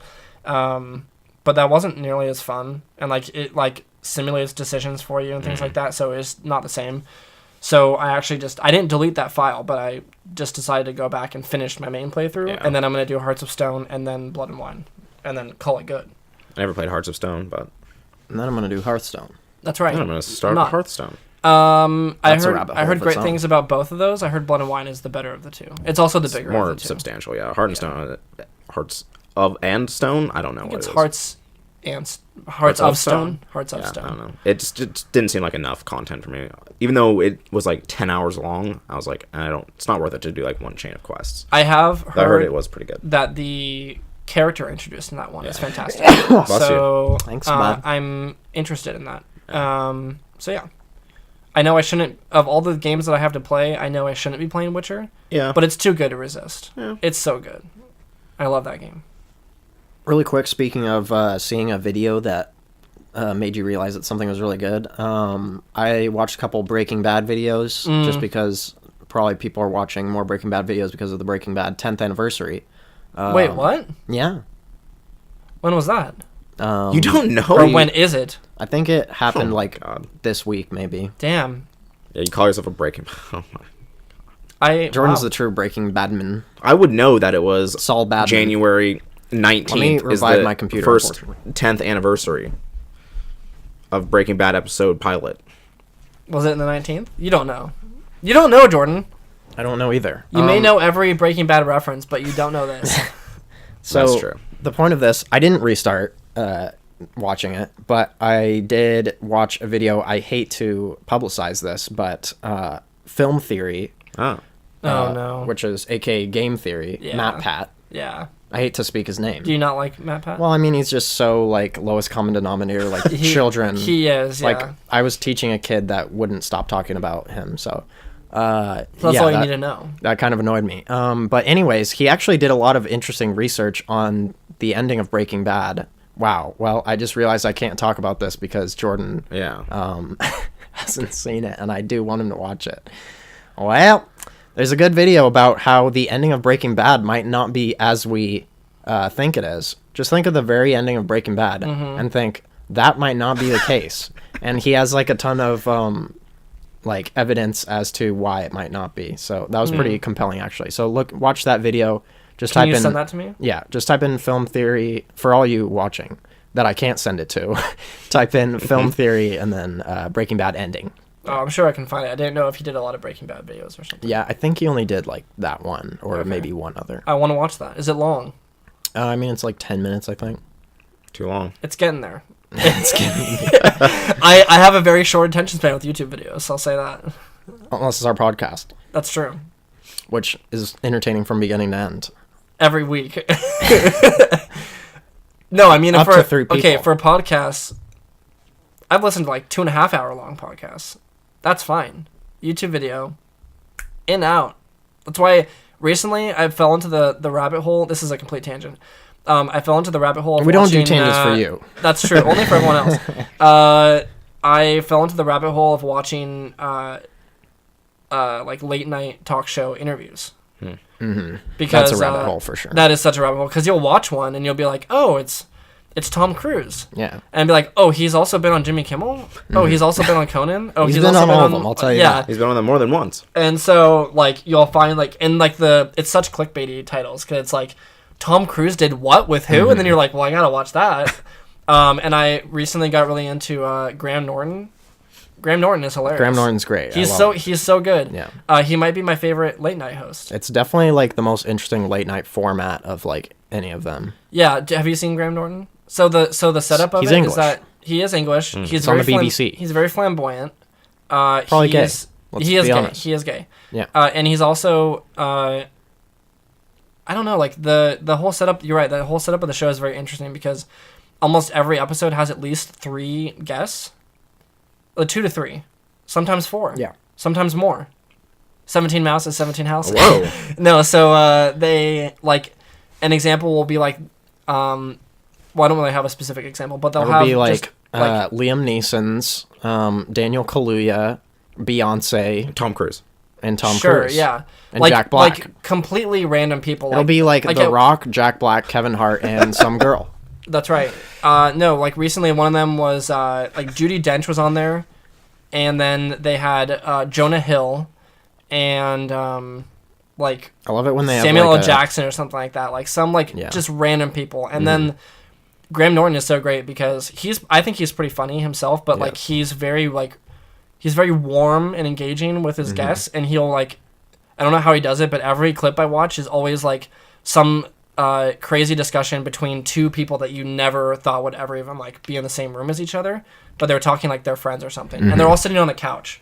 So it's like Graham over here in his chair, and then there's just a couch of like 4 celebrities, and they're like random people, and they don't even have to be all like necessarily there to promote a specific thing. It's just like, oh, it would be cool if like Jennifer Lawrence talked to like Brad Pitt, I don't know, someone random, and it's very entertaining. And I've literally watched hundreds of Graham Norton clips. Still entertained with every single one I watch. Yeah, it's great. It's great. There's stuff. one where John Boyega does a lightsaber fight with Ewan McGregor. No, oh no, that was it's on a soccer player. most famous. David Beckham. Yeah, Yep, I saw that. which one. is all right. That one was cool. It's just because John Boyega is such a delight to watch. There was one where Loki. Can't remember his name. Whoever played Loki. Tom Hiddleston. Yeah, he does a impression of Graham Norton and like hosts the show. Nice. That's pretty funny. Yeah, there's just Talk show corner. So many hijinks that happen on the Graham Norton show. It's great stuff. Yeah, he has Hilarious. like segments too, so that's cool. Yeah. All right. Well, guys, it's time to pick a film. We have precious time left. Who is? Oh wait, we're saving time. Oh no, who was it? Oh, who picked Funny Games? Okay, I'm pretty sure Colter picked Funny. Okay. All right, Okay, let's so calculate that means this. that I picked Alien. No, Okay, wait, Colter, if you picked Funny Games, then it's your turn. you just Look, know I know the everything. talk show thing was a tangent, but there's some funny stuff to be said about it. That's right. At the end of the day, we have our white papers, and we can see exactly how long each of our tangents. And you'll were. hold it against me. Guys, every week, Colter already explained this, but every week we pull Every week, We pull a bag out of a hat. a bag out of a film, and that hat we watch and wear next week. all right. Next week's film. Oh, whoa, you just put it back? That would have been crazy. That would have been What if I just? very prescient. That's not the I proper just- use of that. Absolutely not. I'm not sure if that word is real. I hope we get I mine. believe you. That's I a believe real you. word. I believe you. I hope we get my wild card. All right, here it is. Jordan, you've been wishing for that for a while. It's never Yeah. coming. It might. What if it's the last one We got it. We got a Serbian film before we got your wild card. That's true. And Halloween Town 2: Calabar's Revenge, the best film ever made. The quick recap is this is the film we're going to be watching next week. If you guys want to watch it also, you can. I think I will. Ready? Children of Men. Yes. Finally. Yes. Finally, I get to know this reference. Fuck yes. One of the few film. See you guys later. Look, you had a stroke and you lagged. One at of the same few time. films that I have seen on here and thoroughly enjoy. Let's go. That's a good. That's all I need to hear. Yeah, this might be. I think I put this on the list, or suggest that we put it on the list. It might be one of my top films ever. So you've seen it. I have seen it. I'm the only boy that hasn't seen That's it. right. All right. But I am excited to watch Tune it in again. next time. That's when it plays it. Dun, dun, dun, dun, like a. We forgot to do Ben and Chum, Ben and Chum, Ben and Chum, Ben and Chum. Just cut that back. Fix it in post. I think you'll like this one, Colter. My mind is open. Good. I am very excited to watch this again for a lot of reasons. For a few scenes in particular. You'll at least finally get the reference. Yeah. Yeah, you'll finally. So quick little explanation. Every time we play PUBG, not every time, but a lot of the times. I thought you were going to explain the movie. No. A Which lot would of have been absolutely. No, awesome. I'm not. But a lot of the times when we're talking about an ambush happening in PUBG, especially when we're driving through a town or anywhere really, we're like, okay, we're gonna get Children of Man, and now you're finally gonna understand what that means. That's right. I won't say anything else. Yeah. You guys saw the clip of us getting Children of Man if you watched one specific episode that I don't remember which one it was. But if you watched it, But It's if, there. I mean, if you watched them all. Which is it? Which you you didn't. have. if you watch them all, if you haven't yet, you still can. They're still there, and you're bound to find it because it's in an episode. Make that view counter go from 3 boop, to 4. To 4. I can do that. Guys, But you Thank wouldn't- you for But you wouldn't listening. ever leave Oh. a review. Me? No. Okay. guys, you can find us at It's Not So Subtle on Twitter, Instagram, Facebook, Twitch, and that's all. You can also find us on your email account. On On Gmail? Gmail. No. Oh. Not yours. You can find our email at It's not so subtle. It's not so subtle at gmail.com. gmail.com. Wow, Colter, you finish my sentence for me. And then we're Sounds twins. crazy. You already have a twin. So I'm the third. Yeah, it's I'm you. the You're You're my mysterious third twin. member. You're my third twin. That's so dumb. That's the dumbest thing ever. Um, Thanks, guys. The third twin. yeah. That's upsetting. Honestly, even the term second twin isn't right either. That's but, true. Fuck it. Let's just keep going. Guys, Fucking you can go to our website at. Fourthtwin.com. I love how I always say at and think there's something wrong with that, but you have to say at. You do. No, Or you don't. can say our website you is can say www. www.itsnotsosubtle.com. .com. Don't go to .com. .gg. Did you if just we're come? a gamer website. Can you get that? There's a lot of .ggs out there now, especially in esports. Discord.gg/ That's right. Let's get getwrecked.gg. / easy. I think that's .com. everything. Guys, if you're watching the video podcast, go ahead and give us a like and a subscribe. And then if Maybe you're... a comment. Yeah, go ahead and comment. Tell us what your favorite movie of the year was, Yeah. or what you think is going to win best pick. Best pick. Yeah, maybe throw in Best some peak. some predictions for the categories that you care about, which are probably going to be Yeah. best picture, maybe let's say best actor, best actress. Listen, if you're a layman, you've seen about 2 of the films. If you guys can leave a comment telling us what the best foreign language film is, that would be fantastic. Because we have no clue. Because I need to know what to watch. That's So I right. can't watch all those. Dane, where can they find you? They can find me at Lane to Point on Twitter, Instagram, Twitch, probably a whole bunch of other things, PlayStation, and of course Pornhub, because Of I never course. miss a chance to pimp out my Pornhub, to pimp my porn. That's the new show featuring Exhibit.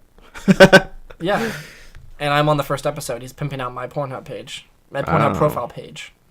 Pimp my profile. It's also called Alliteration with Exhibit. Ooh. Yeah, We put a dick in yo dick.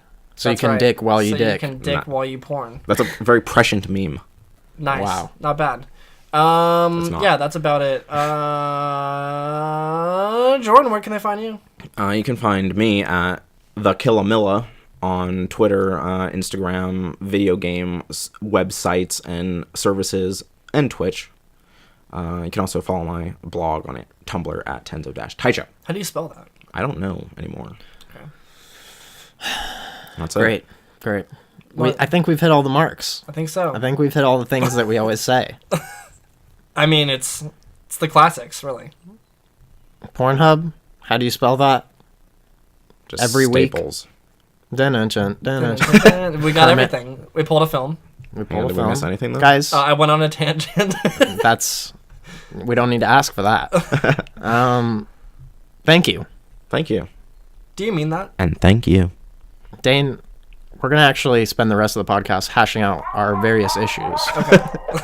This is a long one, First boys. of all, I think that... Goodbye, everyone! Goodbye! Manage, manage, manage, manage, manage.